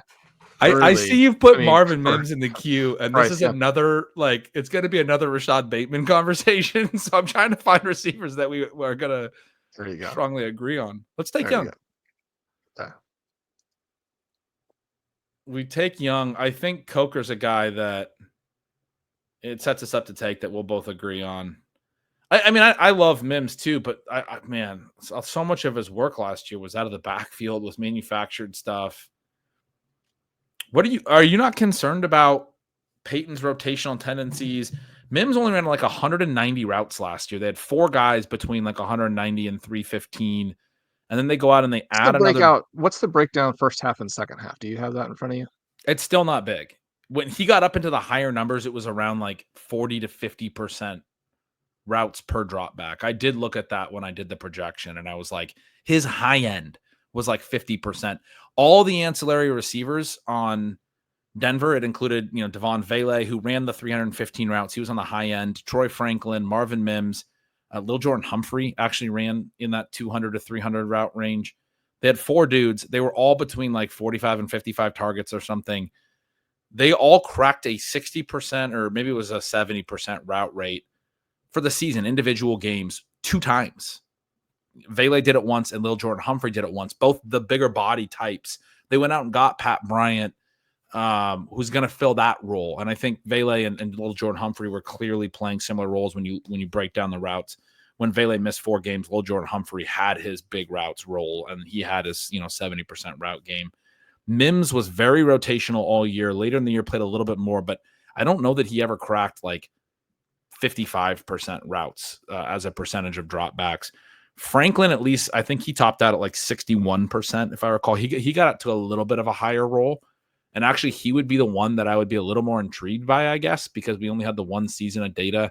He had several misses where like Bo Nix just missed him. Like a low-key thing we haven't talked a lot about. We talked about it with like a Dunze, but Franklin got on open some of those. deep. Franklin did not finish out his route by running it straight. So the thing here with Mims is not that I think he's a good pick. I think you basically can't take him at all in redraft because he's going to be a roster clogger from the perspective of you can't really comfortably start him. I do think that because of the rotational elements and because of the big play elements, you've got the manufactured touches and the deep targets, and Mims is good, right? I mean, Mims is not one of these guys like a Rashid Shaheed where the breakout is always a little bit under the microscope, something you might be skeptical about because there's nothing behind. Mims was a very, very good college player. You have it start to manifest in the second half of year 2. And that would be something, again, based on Blair's research and just sort of the logic of how these things work, that year 3, you suddenly do get the big route spike. And if you get that, then he's off to the races. I don't really expect that to happen. I think that you're looking at a difficult rotation between Mims, Franklin, Pat Bryant, even though they don't do the exact same things. And Evan Ingram. Every play doesn't call for the exact same thing, right? They run very different style plays, so they can be rotational even if they don't overlap from a skill perspective or a route perspective. We do have situations where Mims ends up being the guy where he's like a little bit of a potential value, or you didn't need to take. So I have a ton of Troy Franklin. I think he's the way to play it globally. I think Mims might be the way to play it tactically in this draft. Another name that I do like here would be a Trey Benson. I don't want us to get completely off of some of the other picks at other positions that are still interesting either. Benson would be a pretty meaningful ADP value. I would probably take Benson, but I'm okay with Mims. We have Knicks. We need a receiver. I'm okay. Okay, well, we took Benson. I knew you were going to do that. You left me like 10 seconds. That was a classic Shawn filibuster. Yep, there you go. You asked me. Well, I mean, you set me up by like really strong. Yeah, Not negative, but So yeah, you a asked good me takedown of Mims there. I wanted to push back at least a little bit and explain why tactically I think that would make sense. You asked me the routes numbers. PFF famously classifies more routes. We've talked about this compared to SIS, which has sharper routes description. So your numbers, if you dug into SIS, would actually be lower than this. Shawn, his season high in routes in a game was 21 in week 16. It did come late in the year. Then he had 17 the next week in week 17. That was his second high. And then he finished with 14 in week 18. His third high on the year was 15 routes. I mean, that stuff was coming late in the year, but that's when it spiked. Like his season high was 48% of the dropbacks. He was only in the 40s 4 times. Prior to week 13, his season high was 33%. I mean, most of the games were in the 20s back then. And then I think this is a systematic thing with the way that Sean Payton runs his offenses, was my point, because Troy Franklin, same deal, maxed out at 61%. It's the same deal, but at least he saw more. The ways that he was used was more. Devon Vele had the one game over 70%, otherwise maxed out at 69. Lil Jordan Hemphrey had one game over 70%, otherwise maxed out at 69, and was in the 40s and 50s on many games. So there's a lot of games where all 4 of these guys were healthy, where they all ran between like 20 and 60% routes because they rotated. And now they added Evan Ingram, who I think factors into this because he's essentially a wide receiver. I mean, I think the ways that they're going to use him, they're going to do the multi-tight end stuff. They're going to split him out. They're going to do some of that stuff. The one guy who doesn't fall into this is Cortland Sutton. Again, a big-bodied receiver, but they also drafted Pat Bryant, who I think adds to this. And all these guys are back. I don't think they're going to cut Devon Vele. Lil Jordan Humphrey's not back, but I don't think they're going to cut Vele. They have Mims. They have Franklin. And I think they're going to use the running backs more in the passing game this year. And Mims was – a lot of his routes actually came out of the backfield alignment when they didn't want to use the backs late in the year. I think that's a real concern, right? Because, I mean, you're going to be hard-pressed to eliminate RJ Harvey touches as the head coach when you see what he's doing. Right. That's a significant part of why I think Mims is pretty overvalued. I don't mind the play in the Troy Franklin price range. I don't understand why, with his route involvement and the underlying data, just because his per route stuff was so good. And Shawn, I'm often citing per route data, but you have to have the context of the routes is my strong, opinion.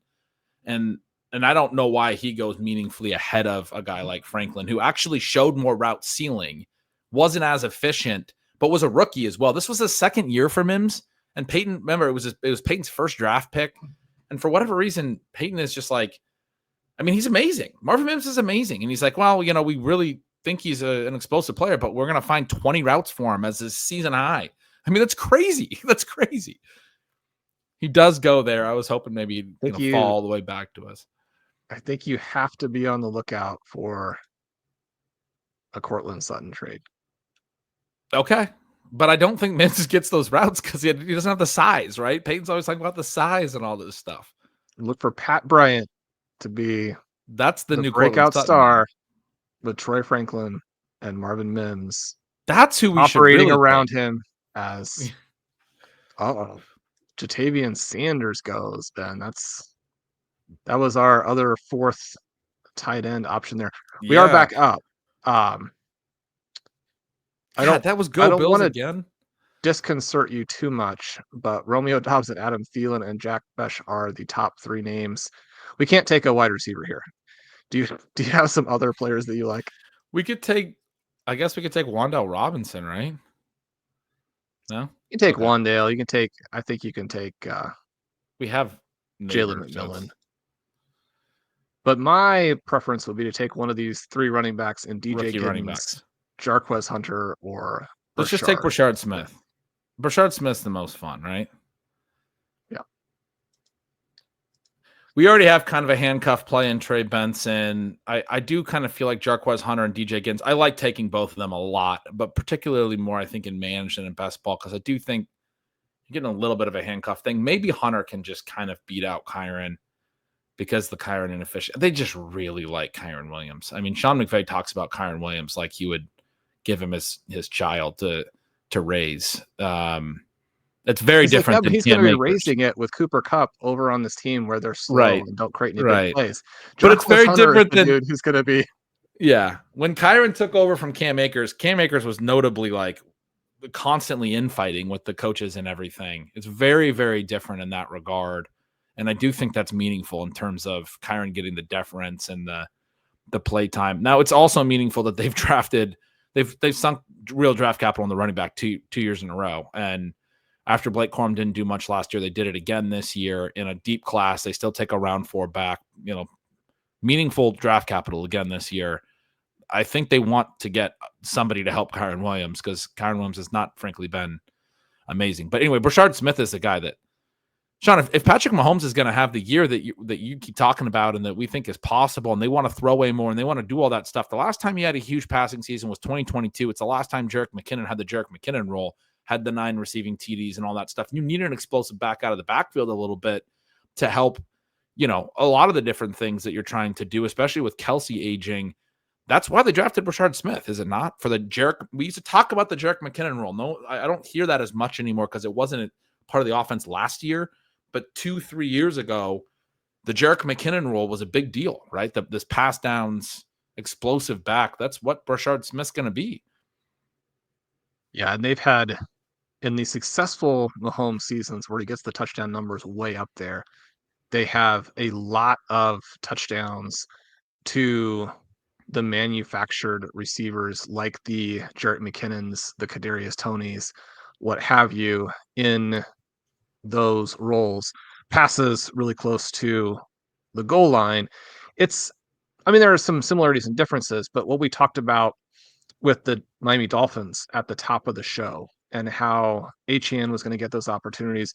One of the things that I like about Tyreek Hill is that he has had a lot of those opportunities, which is really kind of the cherry on top of all of the big plays that he breaks. It's one of the reasons why Tyreek Hill has been one of our big targets in that sort of 2-3 turn area. The Chiefs are similar, and especially when they're firing on all cylinders and scoring a ton of points. It's so funny because I continue to read articles from sort of KC fan sites where they're like, Brashard Smith isn't even going to make the team. The track record of 7th round picks making the team is so terrible, et cetera, et cetera. And like, man, Brashard Smith is good. So we'll see. But he sets up very nicely. I do kind of think that this next pick should just be Jarquez Hunter and lean into the idea that we're going to be scoring points from the running backs. From the running backs for the flex. But then obviously we'll be done at running back at that point and come back with receivers down the stretch here. 3 of the last 4 picks would probably be receiver unless. So if we take whatever reason we back, do we settle with 2 quarterbacks? Do we need to take a 3rd quarterback and we want to get to 4 tight ends is my question. So I was pigeonholing a QB and a tight end and maybe 3 I think a lot of the QB is to give you that 3rd path in a tournament. I think we have to, no, we don't have to, but it would be 3 wide receiver picks in the last 4 unless we wanted that 3rd QB. We can kind of look at what the best options are there at the very end. But I think we're going to be, receiver will be the weak spot, but I'm not worried. In part because the other thing that we're looking at here, when we're looking at that 2-2-2, but with the tight end premium, is that we need the tight ends to also factor into the flex position with where we drafted them. So it just is a very different dynamic than what we normally get with a best ball team. Well, and that's why I don't think we necessarily need to go to 7 running backs, because I do think the tight ends support that. Sam Darnold's there, Sean. I don't like Sam Darnold, but in a 17-week situation, he's probably going to start most of the season. We have both Ken Walker and Jackson Smith and Jigba. Bryce Young is our QB2. You're pretty into it, but Bo Nix and Bryce Young enough to go Hunter here? I think so. I think the other option for me would be Jalen McMillan if you are concerned about. No. Oh, no. Okay. Let's take Hunter. Okay. I'm fine. McMillan obviously very efficient, but the targets per out were actually really poor for a situation where Godwin was hurt and Evans even missed some time and they needed him to step up. Instead, Kate Otten, whose targets per out were always really poor the first 2 years, was just a routes-based play, saw his targets per out spike. He stepped into the void that they needed somebody to go earn volume. McMillan was fine, but I mean, that tracks with what I thought he was at UW, which is he's going to make plays. He's going to have explosive plays. He's going to have some touchdowns. I think that stuff all falls back now that you have Ibuka there. I'm not reading his really efficient year one. I know, again, the research shows that those touchdowns matter and that he should see more volume as a result. And he's getting some buzz at camp. I understand that. I guess the other thing for me is just that I mean, Jalen McMillan and Rome Odunze through most of their time in college and even what they were as recruits were not gapped nearly as much. I'm not saying there wasn't a difference, but they weren't gapped nearly as much as what the perception was then after their final seasons, in part because Odunze was extraordinary and McMillan had the injury issues. But then when you come out and you have a good rookie season, especially in some ways, right? Again, you mentioned the ability to draw targets is a concern, but he had also been somebody who they raved about in his rookie camp. And if we do get a situation where Chris Godwin is pretty limited, there's also that. Again, I'm not in any way saying I think Mike Evans is done, but at some point you get the Travis Kelce collapse simply because it comes for everybody. Yeah. If those two things happen together, then Jalen McMillan's going to probably score a lot of points. Yeah, and I've been having a really hard to stack some ifs to get to that. Yeah, but this one I can see. I've been having a really hard time with how to play Tampa, and at this price, I kind of wish I would have bought into that. This is I've been giving you a lot of crap about a lot of your later round receivers, which of course the truth is, Sean, we just don't like taking receivers back here is what it comes down to. Well, they do have some holes in their profiles. They have some holes in their profiles, exactly. Wandale's the guy had 140 targets last year, and I talked earlier about, I mean, even if Nabers has a 30% target share, I mean, it's tough because we took Nabers in the first round, but I mean, he was probably the pick there. He had 140 targets last year, even when Nabers had a really good year. It's pretty absurd that he goes in the 16th round. I mean, it's extremely absurd. Nabers is going to have peak Marvin Harrison targets this year. No, he is, but it's still going to be enough for, I mean, Wandale's going to have 110, not 140. You know what I mean? Like when we only have 4 receivers and Burden and Bateman are 3 and 4, and we're kind of just hoping for spike weeks from those guys, that's the team where I think you take Wandale and say, well, he's going to catch 5 balls a game. He's going to have 110 targets. He's going to catch 85 balls. You know, I mean, because they're going to be low 8-0 balls in PPR. Like it's not nothing, you know? You're like, PPR, it is nothing. I want nothing to do with that. Wandale's good. I mean, I'm having a hard enough time with my Malik Nabers enthusiasm, knowing who's throwing him the ball. I guess I don't think that Russell Wilson is great for Wandale. But again, at this price, you would be getting a lot of targets kind of thrown in for free because that many targets should be priced differently. Then Daniel Jones. So we get a real run on Indianapolis Colts quarterbacks in round 17. Yeah. Daniel Jones would have been my favorite QB. And we do have Tyler Warren. So, I mean, I mentioned Sam Darnold. I'm kind of glad we didn't take him because Daniel Jones would have been the play. He goes. Anthony Richardson, Sam Darnold, Daniel Jones all go off the board. I don't think we can take we could take Jackson Dart really, really late. Xavier Legette just went 2 picks ahead of us. I mean, Jalen Coker's going to go. Pat Bryant's off the board. Jalen McMillan did go a few picks after us. Wandale Robinson went. Romeo Doubs went. We are into, I mean, maybe you want to keep pushing Coker, but I think in this room he's going to go a couple rounds earlier than usual. He tends not to get drafted at all, just to kind of. Yeah, but there's analysts that talk about him favorably. Because he's good. Yeah. And we just saw like Pat Bryant go this round, and Pat Bryant probably tends to go, but people aren't like blind to who the good profiles are. I don't think. Not that I'm saying that people typically are in these drafts, but so just to throw a few names at you, certainly don't want to, give up tons of. Well, we're one pick away. We're on. Well, sorry, we're on the clock. It could cut up as we go through here. The two guys who are most likely to actually get picked in these next two rounds are De'Ami Brown and Keenan Allen. Are those names that you are considering, or just really prefer just to go down to the next level that doesn't get drafted, which is fine with me. yeah. I mean, I think that Franklin Coker and Jalen Royals are all picks that we should consider over the last four. And then Harold Fannin, right? Or So you're not thinking a fourth tight end? I don't think we have to, but he's the other kind of name. So we would have to start picking them if we want to get all those guys. Who do you like here? I mean, I was thinking Fannin, but one of those receivers. I don't think Brown would be my pick. Okay, we take Jalen Coker. We were really low on the clock there. Sorry. For I don't mind De'Ami Brown because he has been getting a little bit of buzz. I mean, another guy that really ran a lot of empty routes, didn't do a ton. I know later in the year he got some of the manufactured touches. There's some hope that maybe he would get some of that with Jacksonville. It's just really tough for me because I think the backs are going to be really involved. And you have both Brian Thomas and Travis Hunter. They're going to use Brown. He's probably draftable. I don't know. What you sell me on Brown? He's not one that when I looked at the projection, I felt like he was pretty clearly the third receiver.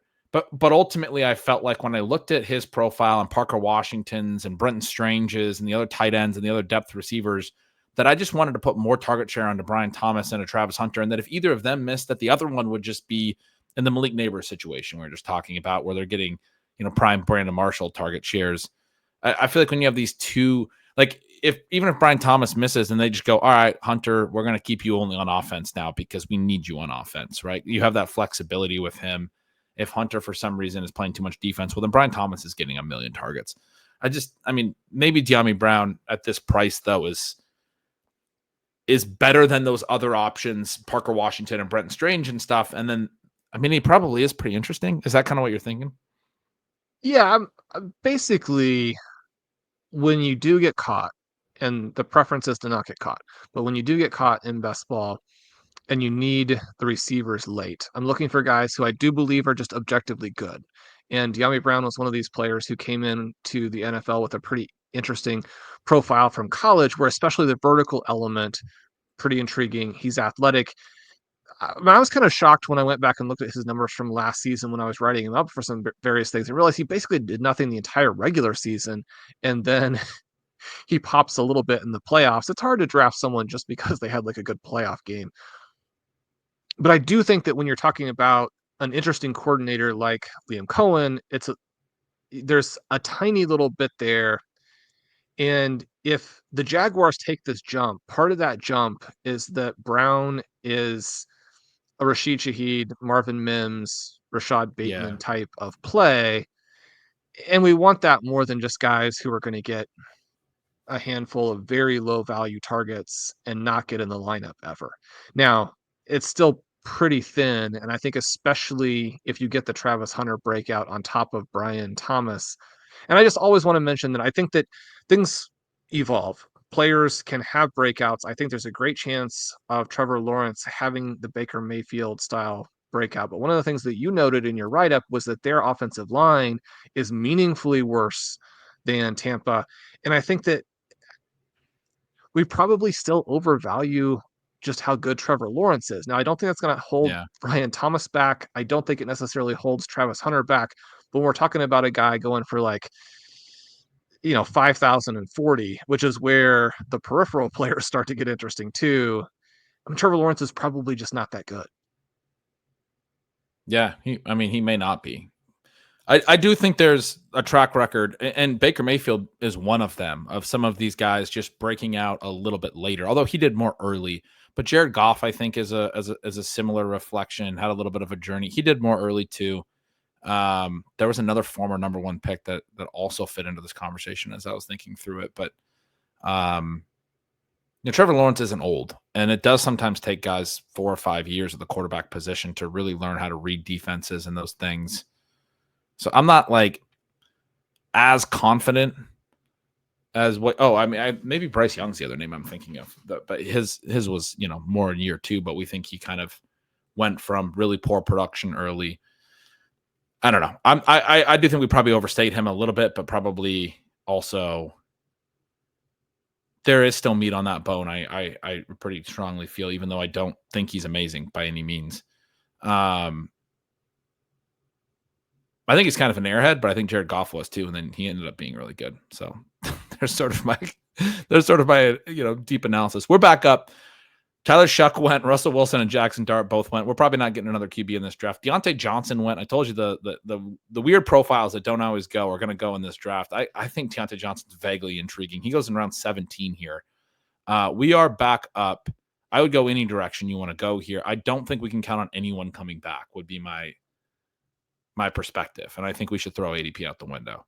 So whatever you think I was going to say that, strongest. Fannin doesn't necessarily come back, but I think might in part because some of the other names that are ahead of him, but he does give us that 4th tight end. That's really helpful. He gives us 4 different tight end buys. That's a tiny little thing that could be helpful. We have a lot of the same buy at running back, but we're going to look good at the other positions. So we just have a lot of depth at running back overall, so maybe less important, but we're going to be set kind of with where we need to be on buys at QB and wide receiver. But I'm kind of gambling here that Franklin will not go and will get back to us in round 19. We sort of had circled in on him as the best late round value at receiver. Where are you now that Rashee Rice? I mean, we're still very up in the air on how that will all work out, but No, Jalen Royals has to be. I mean, yeah. He has to be in our discussion here too. I think Franklin and Royals would both be great picks, 19-20. We did take Fannin, and 6 picks went off really quick right behind him. 3 of them were tight ends, and the 4 picks after us, Ferguson, Higbee, Kmet. I'm not, certain that Fannin would have went, but I like that we grabbed him there. Very unique profile. You talk about a guy who had a crazy production track record. We talked about it with Tyler Warren earlier, but this is a guy who was absolutely dominant. People are, I don't, man, Shawn, explain to me why people are sleeping on him so much. It's crazy.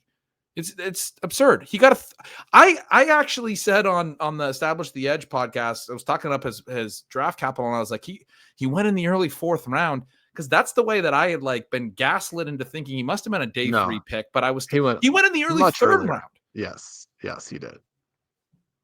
And the thing about it is that, so there are two issues here. One is that David Njoku, as you have been saying, was very good last season, or at least in his recent track record, the ability to draw targets has been extremely high. Efficiency was really bad last year, but he maintained the targets per route stuff. So I wouldn't say he was really good, but he maintained the target drawing, which was nice. When you are as big and as freakishly athletic as David Njoku, and the team realizes they can throw you a bunch of 2-yard passes, in tight end premium, you've become a pretty clear-cut cheat code and somebody that we should be keeping an eye on.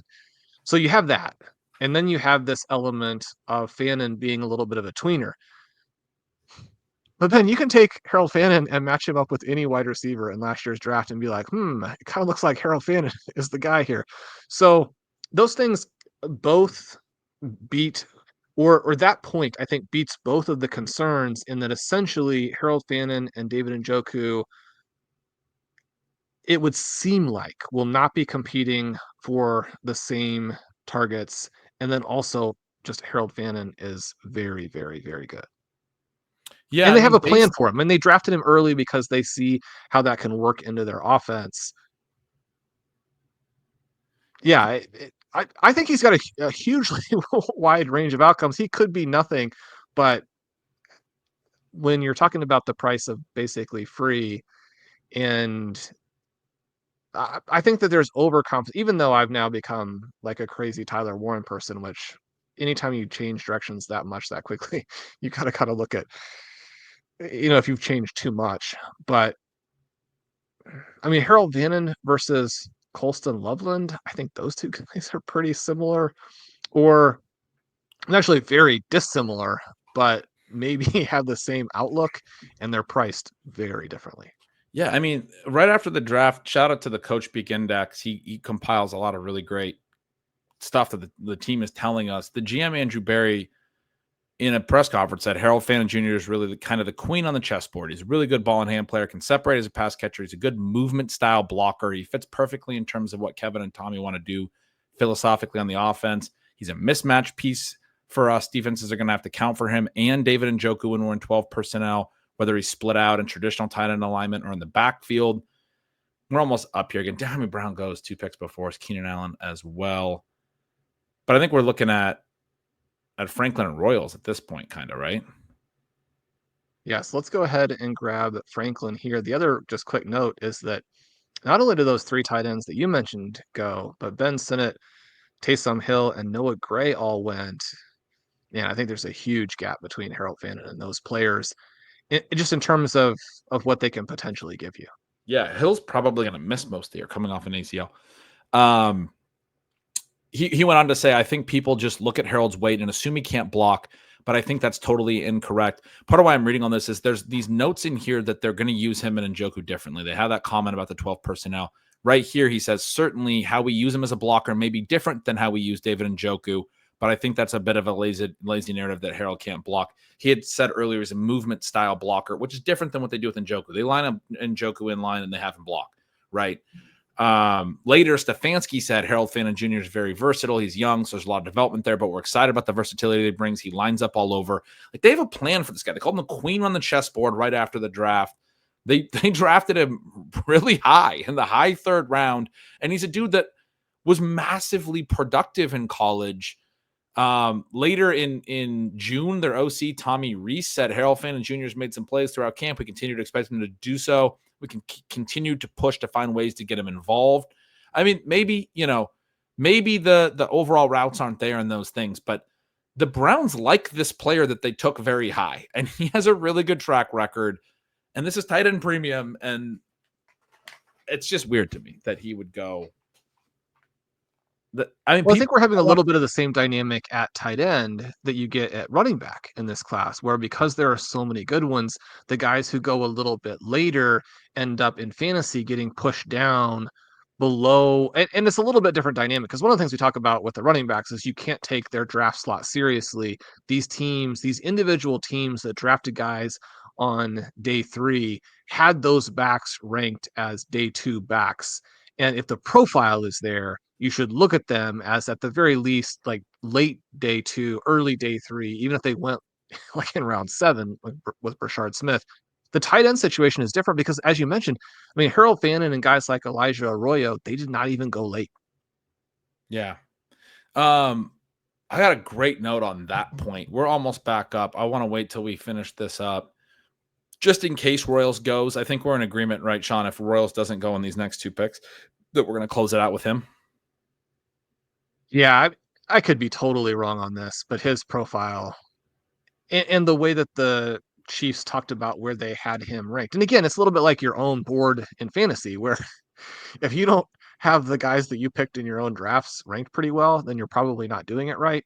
If the Chiefs aren't drafting players they had ranked higher than where they're currently at in the reality draft, then they're probably not doing it right. But when the objective evidence on a player and the team's ranking on a player is well above where he goes, then I think that, being that day 3 pick becomes at least somewhat less relevant. Then you get the suspension. I mean, it's one of those things where the suspension could be timed poorly for him if it does actually come early, because that's maybe not when he'll be ready. Yeah. But man, I mean, you think about all of these teams too, where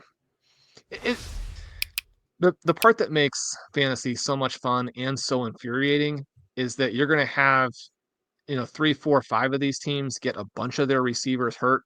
And if Jalen Royals had been on those teams, and one of those teams last year would have been the Kansas City Chiefs, and then you're going to have some teams that stay completely healthy and maybe a Royals is blocked. I guess I just still think that Royals and Hollywood Brown straight up, and this is one of those takes that, it's going to look foolish at halftime of week 1 when Brown already has 2 long touchdowns. I told you that I've actually had nightmares about this exact thing, which maybe tells you you're taking fantasy too seriously. But man, Jalen Royals. He's good. We take Royals there. 2 picks later, Dwayne McFarland takes Trevor Etienne, a guy that we've talked about on the show a little bit. I've been kind of caping for a little bit on some other shows, Sean. I talked about him on Ship Chasing. I talked about him on the Establish the Edge pods with Leone, and had some people reach out and basically say that they're surprised that Etienne hasn't been going. He was the next running back taken after Bashal Tutin and Cam Scattaboo in the early 4th round. Something that I saw today, Tej Seth shared on Twitter, in part because Eric Eager, formerly of PFF and Sumer Sports, works for the Carolina Panthers now, and it's cool to see his name come, in some reports about the things that he's doing, helping the Panthers.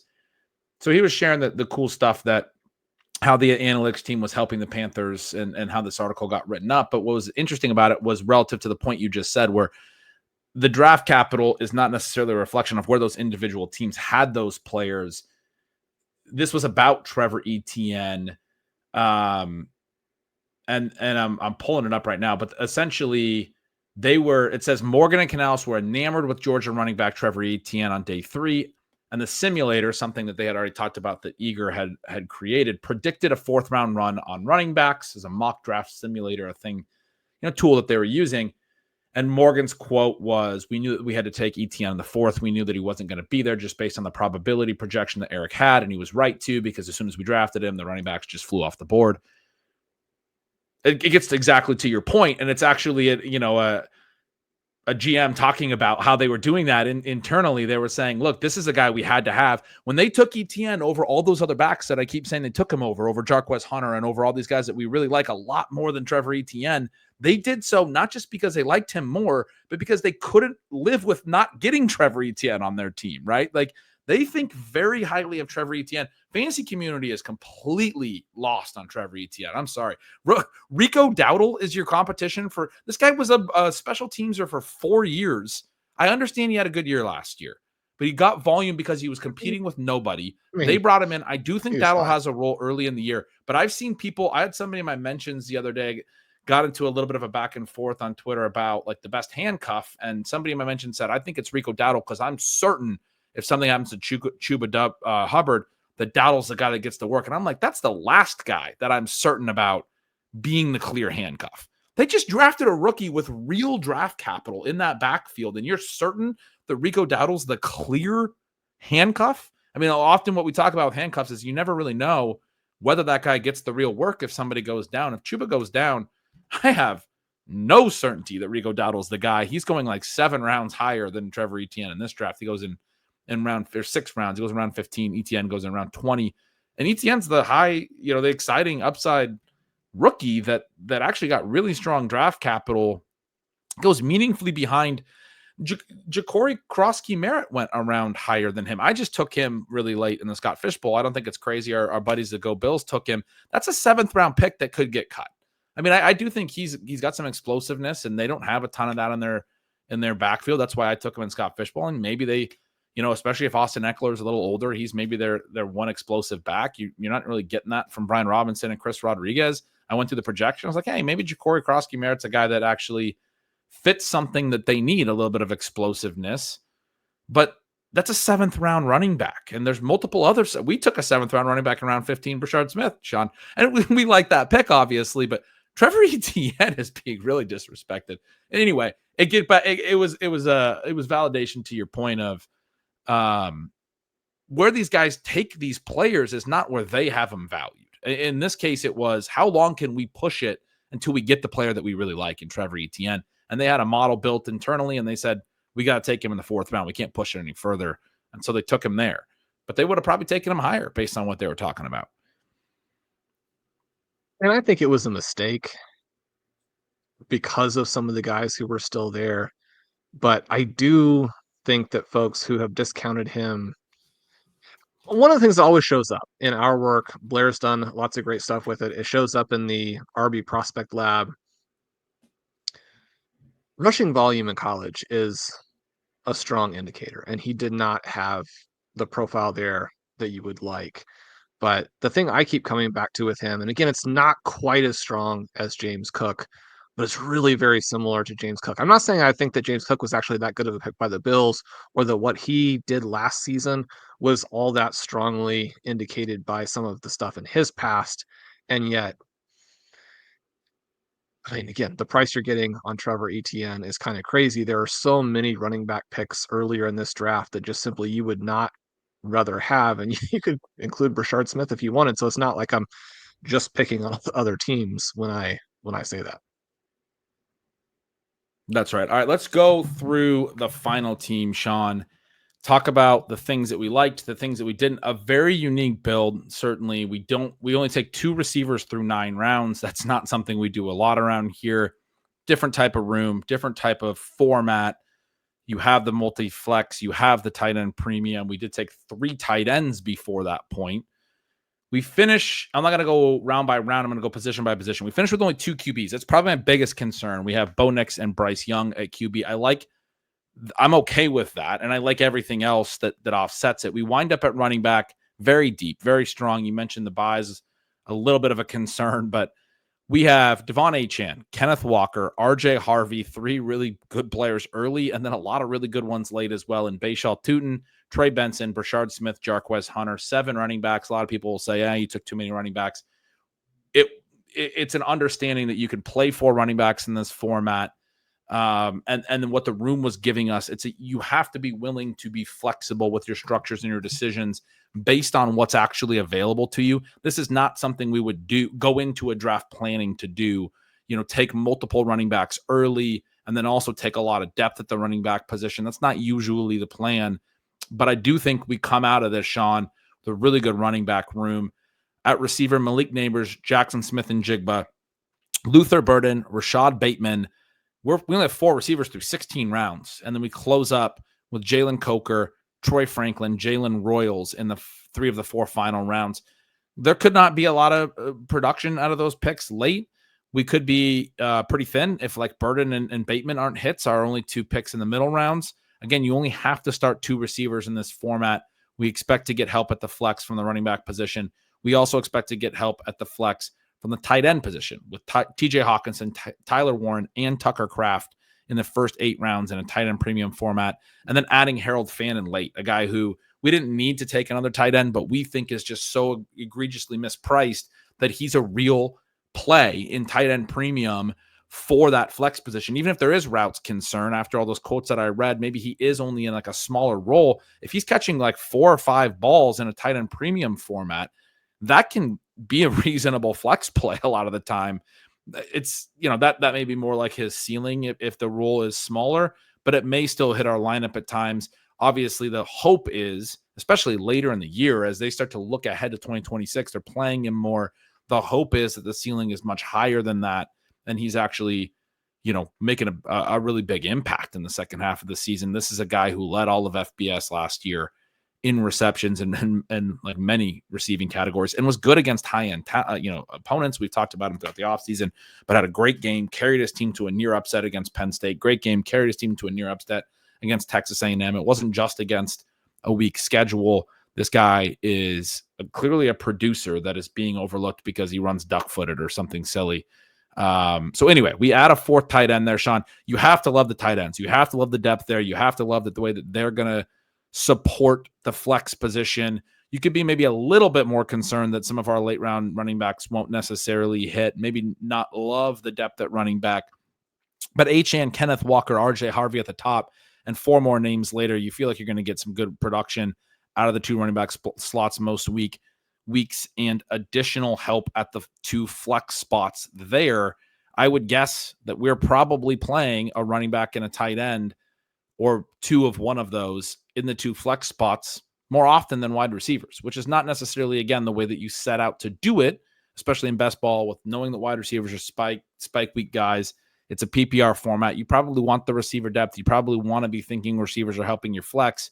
But for this roster, that's part of why we only have Nabers, JSN, Burden, Bateman, Coker, Franklin, and Royals at the receiver positions. Do you think we missed any key opportunities? What do you think about the build? Did I break down kind of the way that the scoring structure will come together for this team? What are your biggest thoughts about it? I think that's exactly right. The maybe only slight difference I would have is just again emphasizing that the 2-2-2 with the tight end premium is just very, very different. And that kind of spike connection of the QB touchdown with the wide receiver touchdown is both a little bit less of a dynamic when you're not talking about a tournament, but it's also less of a dynamic when you have the full PPR or even the tight end premium.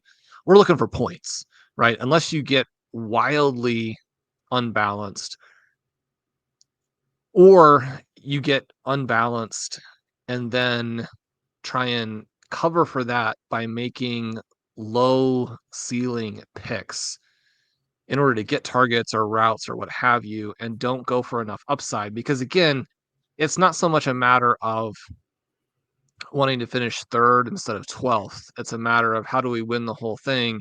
And Coker, Franklin, Royals, if we get absolutely nothing there, then winning the whole thing probably starts to diminish. But again, you're looking at the likelihood of scoring out of rounds 11 and 20. You have to be realistic and calibrated in terms of what those players will give you. One of the things that I guess I do like is this 2 QB in the window approach.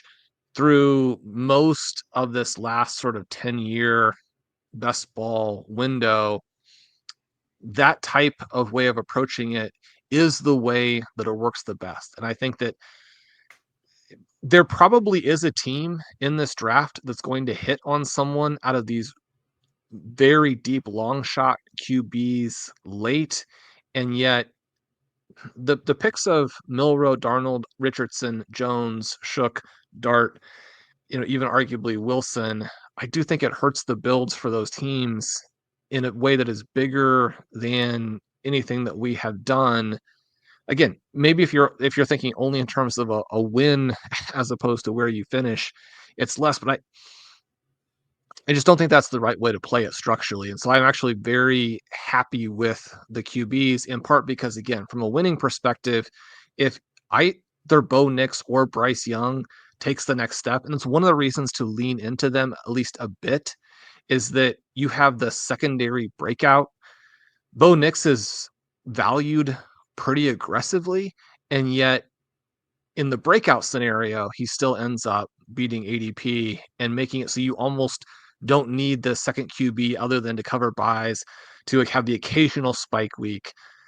But you're basically looking at Nix. But the cool thing with Bryce Young is you can flip it around and say, well, if Bryce Young is this year's Baker Mayfield, which is something that we've leaned into with this idea of Jalen Coker, it works the other way too, right? To add a third QB to that, I think would be a wasted pick that we definitely needed to use on a potential breakout at the other positions.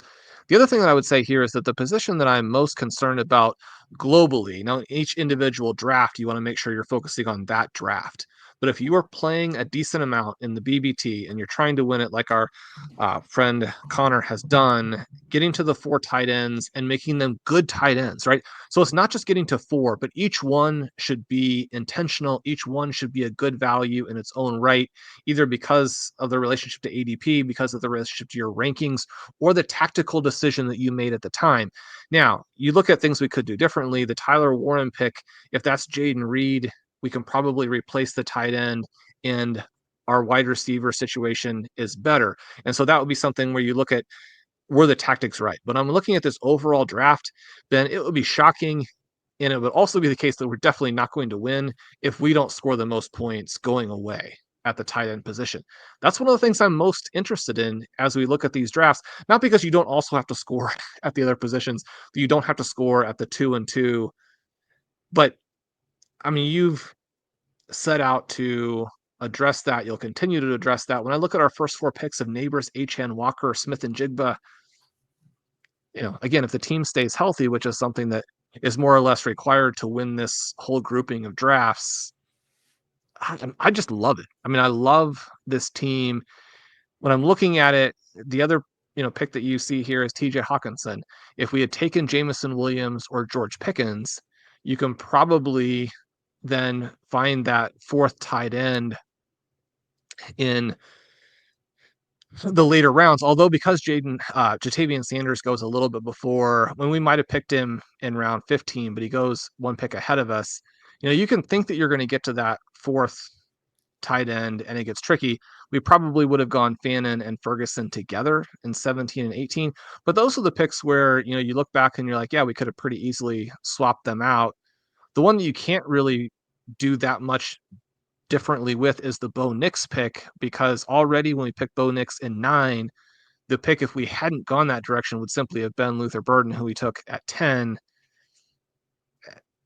I don't know that I would have made a lot of changes. Are there picks here as you're looking through it that if we had made a pick that, again, even with hindsight, you don't have that information when you pick, but you certainly want to go through and think about what you would have done and include then some of the information that you now have?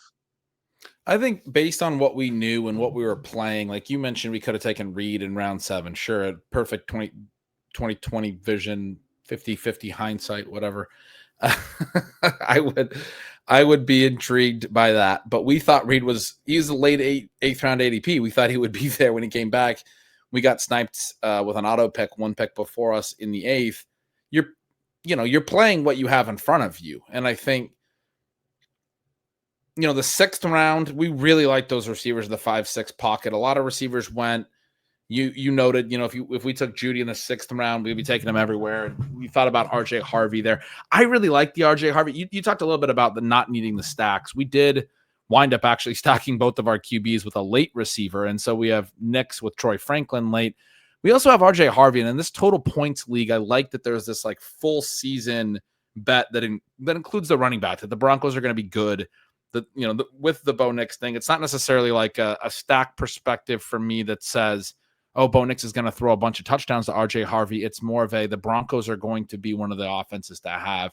We get a little bit of that with the Kenneth Walker JSN thing. We get a little bit of that later with Brashard Smith and Jalen Royals. We get both of them. And it says a little bit of like, yeah, maybe the top names in the KC offense aren't as good. Maybe Travis Kelce falls off. Maybe Hollywood Brown just really isn't an impact player.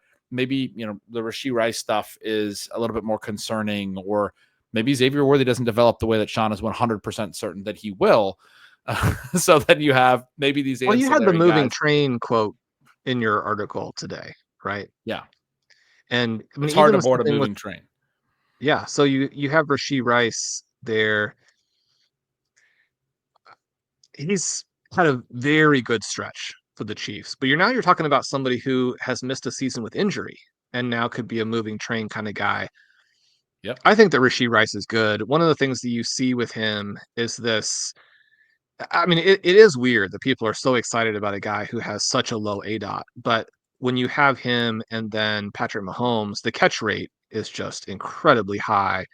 Maybe that's unsustainable, but you expect it to be high. My point is Rashee Rice is good. I expect him to be good, but at a certain point, you do have too many moving train pieces, and that's kind of the excuse for Hollywood Brown. And if the piece ever publishes, I actually have direct quotes from Patrick Mahomes talking about how we shouldn't look at Hollywood Brown because of what he did last year, in part specifically because of this moving train idea, that they couldn't really involve him at the end of the year. I mean, we'll see with the rookies. We know that the Chiefs offense can be one of many that it's hard for the rookies to fast start. But, as you're describing it there, if we can create exposure to dynamic offenses without having to fully pay up, I mean, yes, you do run into that problem where the stars are stars and you've just drafted irrelevant pieces, but you do get exposure in the scenarios where other things happen. And yet, I mean, Patrick Mahomes is going to still be there. Definitely. Yeah, I think you said that really well. For anyone who's not aware of the moving train quote, that was a Mike Tomlin quote from last year. I think it was in reference to Roman Austin. Calvin Austin, Roman Wilson. Those might be the same guy. I'm not sure. But Roman Wilson, after getting banged up, and then by about week 4, it was something that I took note of at the time and wrote about in Stealing Signals. And at the end of the year, I always do a biggest lessons from the 2024 season type thing. And as my 5 biggest lessons, that was one of them, and wrote about a little. I mean, like Jonathan Brooks was a guy that, as a fantasy community, we're like, yeah, when he comes back, he's going to take over the backfield. Well, Chuba Hubbard was established, and then Jonathan Brooks ends up unfortunately getting injured as well. But he wasn't really making a whole move on Chuba Hubbard either. It was tough for him. There was multiple other names that I referenced there, and then talked about some names in this biggest lessons learned through my projections process piece that we've talked about a little bit here today. Shawn talked about some names where that could be an issue for them this year. And I think it's interesting to use Rashee Rice in that regard. The names that I talked about were Quinshon Judkins, and another one that I can't recall. I guess I don't have as much concern about Rashee Rice on that. Najee Harris was the other one. I guess I don't have as much concern about Rashee Rice on that regard, but I do think it's interesting. And I think it's something that plays into the range of outcomes, as you just talked about, and is something that is pretty important and something we have to think about.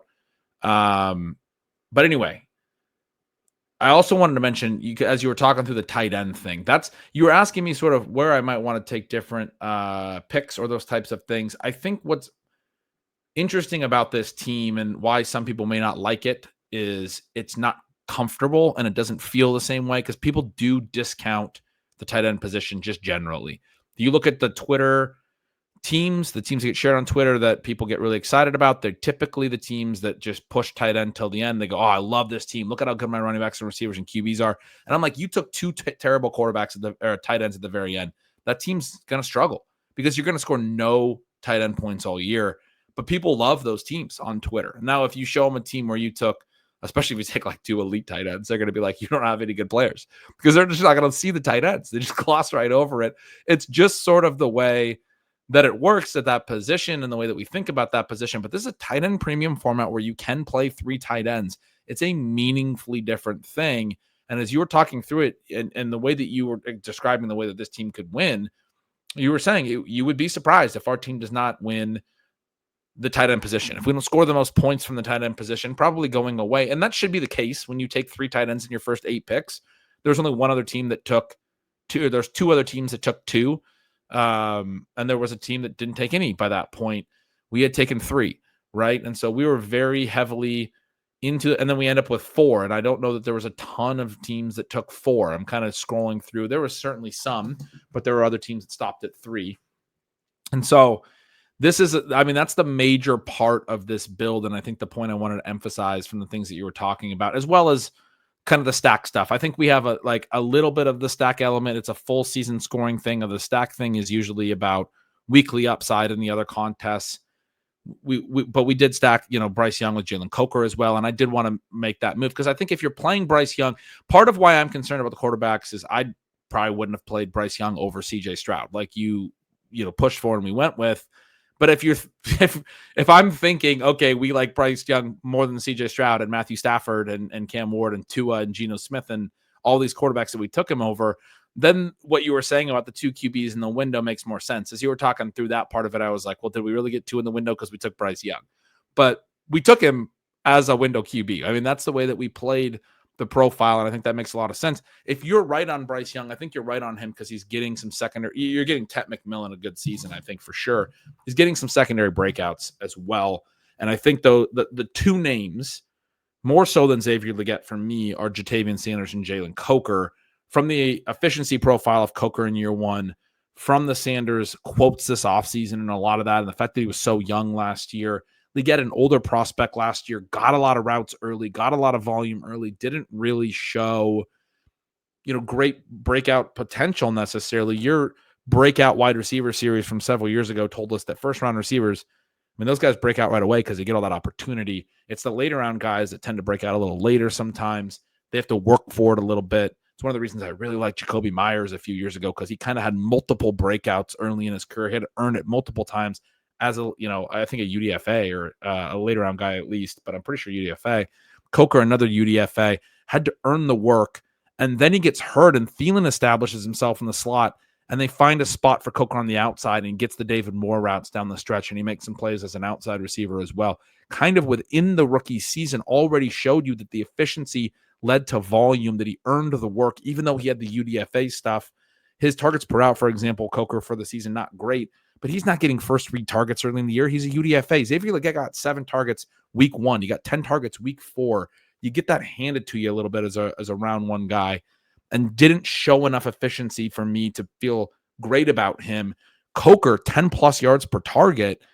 And I think going into year 2, you're telling yourself secondary breakout there when you're taking Bryce Young or Jatavian Sanders, but these guys are going to support Tet McMillan, and you're going to have this really strong receiving core building. I still think Leggett can matter for the record, but just explaining the Coker enthusiasm. We didn't get a chance to talk about him a ton in round 17, but I really like getting him when you make the bet on Young. So we don't have a ton of stack stuff here. My point is we don't have none.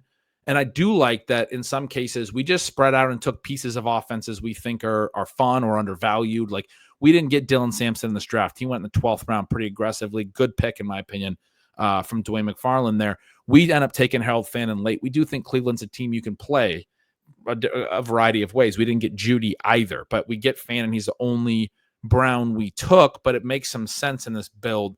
We didn't get the early Chiefs. We took a couple late Chiefs. We get access to the Ravens through Rashad Bateman. We didn't have any of the earlier guys, but that's a good offense. We get Devon Achane early. We don't take any later Miami players because Devon Achane can just dominate that offense. You don't have to stack up everything throughout your build. Our access to the Packers wasn't on Jaden Reed, but we got Tucker Kraft. We didn't take any other Packers. We didn't get Jordan Love. You don't have to stack up everything.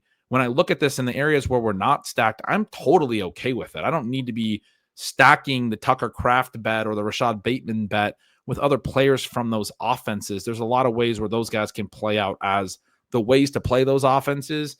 And you've talked a lot about stacking over the years, probably overplayed in a lot of formats, especially in a full season total points format. I like the exact amount of correlation and stacking that we have in this, which is not much. It's just a little bit. It's enough for me. It's not much, and I like that. I like that we're making our bets otherwise. We didn't take Josh Downs intentionally because we took Warren. I didn't really want to take both those guys. I'm a little more okay with it with like the Kenneth Walker and JSN thing based on that offense. It's going to be different in your different offenses. Really, that comes down to quarterback rushing. The point that I would drive home the difference between Colts and Seahawks there and why I see that a little bit differently. But anyway, that point and the point about the tight end scoring, I just wanted to reemphasize what you were saying there because I thought both were really strong points. And as far as whether I would make significant changes to this build, I don't think I really would. It's an uncomfortable build. I don't like our receiver shot. I don't dislike them because we like the players. We got to choose them and draft them. We really like Luther Burden. I'm in on the Bateman play in best ball. I really like Coker late. I like Franklin and Royals. I think those guys can produce. But I've drafted enough teams over the years like this where it's a lot of guys later that I think are fun profiles and they don't do anything. And you're like, all right, well, I just don't have any receiver production. And that can be problematic. And yet I look at this team and everything else that it brings and the expected tight end production that you talked through, the ways that running back can also support the flex and have a lot of ceiling with Achane and Kenneth Walker and RJ Harvey. I mean, as long as Nabers and JSN are pretty solid, or at least we get some late round hits. We're not expecting all of the other 5 receivers we took to be total nothings, even if it feels like that could be one of the outcomes when you take 2 rookies, 2 second-year players who didn't have massive years in Franklin and Coker and are going in the final 4 rounds. And then you have Bateman, who I talked through, just doesn't get a lot of volume, had 46 catches last year or whatever it was. You can tell yourself all 5 of those guys might be bad. That would be a bad outcome if all 5 of them are bad in the same season. And clearly we like the profiles enough to be taking them. We should get enough receiver production. It does feel a little uncomfortable. I get that. And I get for the listeners and people that are thinking about it. I think when you really sit with it and think through it and you think about, there's just so much to this. And I'm sorry that I'm going on about it for so long, but these are the types of creative builds that you have to be willing to have that still, I think, address everything that you need to address, which is the ceiling, the contingent upside in the different ways. Like, how are we going to fill the flex? How are we going to get the points? We may be weak at the receiver positions here, which, Sean, oftentimes we're talking about the weakest spot in our build, maybe the RB2 spot. We're just hoping to get like 8 points some weeks there, and we're going to crush it receiver. We're going to crush it flex and tight end. Maybe we have an anchor RB at RB1, and we're going to probably have a strong quarterback situation, what have you. This team maybe the risk is at the wide receiver spots, but we're going to crush it tight end. Like you said, we're going to crush it flex. We're going to be really strong at the running back spots. You're talking through how you feel comfortable that we're going to get enough quarterback points. I don't have a problem with, I guess I do prefer the 3 QBs. That's still be the one thing that I guess I'm maybe a little, wish that we had gotten a little bit more depth there. In a 20-round draft, I probably want a 3rd QB, but it's a unique build. And it's not just wish casting or telling yourself a story. A lot of the times the unique builds don't make sense. This one does, and it's got good players throughout. You have to be willing to pivot to what the room gives you. And when you do unique things, make sure that it works and it fits together. And I think this team does. Love all of that. I was going to give a little bit more, or the kind of key specific from something I discussed earlier related to the Chiefs. And that 2022 season, the last really big one for Mahomes, you had that combination of McKinnon with 6, Tony with 3, McCole Hardman with 3, combined for 12 receiving touchdowns where the pass traveled 2 yards or fewer, 2 yards or less. Whatever, use the one that sounds better to you there. The situation last year was that basically completely dissolved. Jalen Royals, Rashard Smith, 2 guys who are not guaranteed to get that type of score, but are really good fits for both what the Chiefs want to do and for that type of score. Now, I think that a lot of listeners are also like, well, it's great that you guys are doing this full season league, but we are going to play the BBT, which is not. If that were the case, Ben, this team would also be set up very, very well. This was actually be my favorite team for that, in that you have both of our quarterbacks in Bo Nix and Bryce Young set up with that week 17 matchup that's perfect. If you can draft Kenneth Walker and Jackson Smith and Jigba and then come back with that Carolina Panthers look, you're week 17 game stacked in a really positive situation. And then to have the Bo Nix, the Denver emphasis, and come back with Brashard and Jalen Royals as the week 17 game stack, and you're betting on a little bit of a shootout there, and the unique path where you don't have the Rice, you don't have Worthy, but you're getting those short yardage manufactured scores to guys where that's the spike week that you need. This would be the perfect team for that too. So those are some things to be thinking about as you're drafting that team to win the $300 million, the $300,000. Then I would have a lot of entries if it were $300 million, $300,000 in the FFPC Best Ball Tournament. I'm excited for the first fantasy football pot. That's 300 million. I'm going to be in that contest for sure. Shawn, it's been a lot of fun. We're pushing 2.5 hours, a great draft, a fun one to stream. We haven't done a ton of drafts yet. We're going to have a lot more coming on the channel, a lot more talking through the projections and those things. We got through a lot of it today. Didn't necessarily get to the depth of all the conversations because that's what happens when we're drafting, but I think we covered a lot of good topics. What should the listeners be looking out for with the 6 articles that may never publish? Yeah, the best paths to big time scoring at running back, a handful of my favorite plays, including in that tough third round that we've discussed. A couple of guys I do think will hit. A teaser that has basically no information but refers to both Ben's piece and my piece. Ben has a guy that we like in round 3 that he said he came out skeptical on. I'm pretty excited about that round 3 player. There will be a specific article on him. And then the team that's going to be this year's version of the Cincinnati Bengals, where you get the QB1, the wide receiver 1, in terms of advance rates. QB1, wide receiver 1, another top 10 wide receiver, and the sleeper RB6. It's probably not too hard to put together what team I'm writing about there, but there is a team that's going to give you a lot of points in 2025. Then we'll have more stuff. You've got a lot coming out, including all the work diving into your projections. And then we're going to have a lot of stealing bananas over the next month. Yeah, plenty to come. But let's wind this one down. That'll do it. This is Stealing Bananas. I'm Shawn Siegele. With me, as always, is Ben Gretch. Make sure you're subscribed over there. If you can't find Stealing Signals, then you're probably worse at the internet than I am. But it is bengretch.substack.com. RV Radio 2025. Save 10%. We love you guys. Talk to you soon.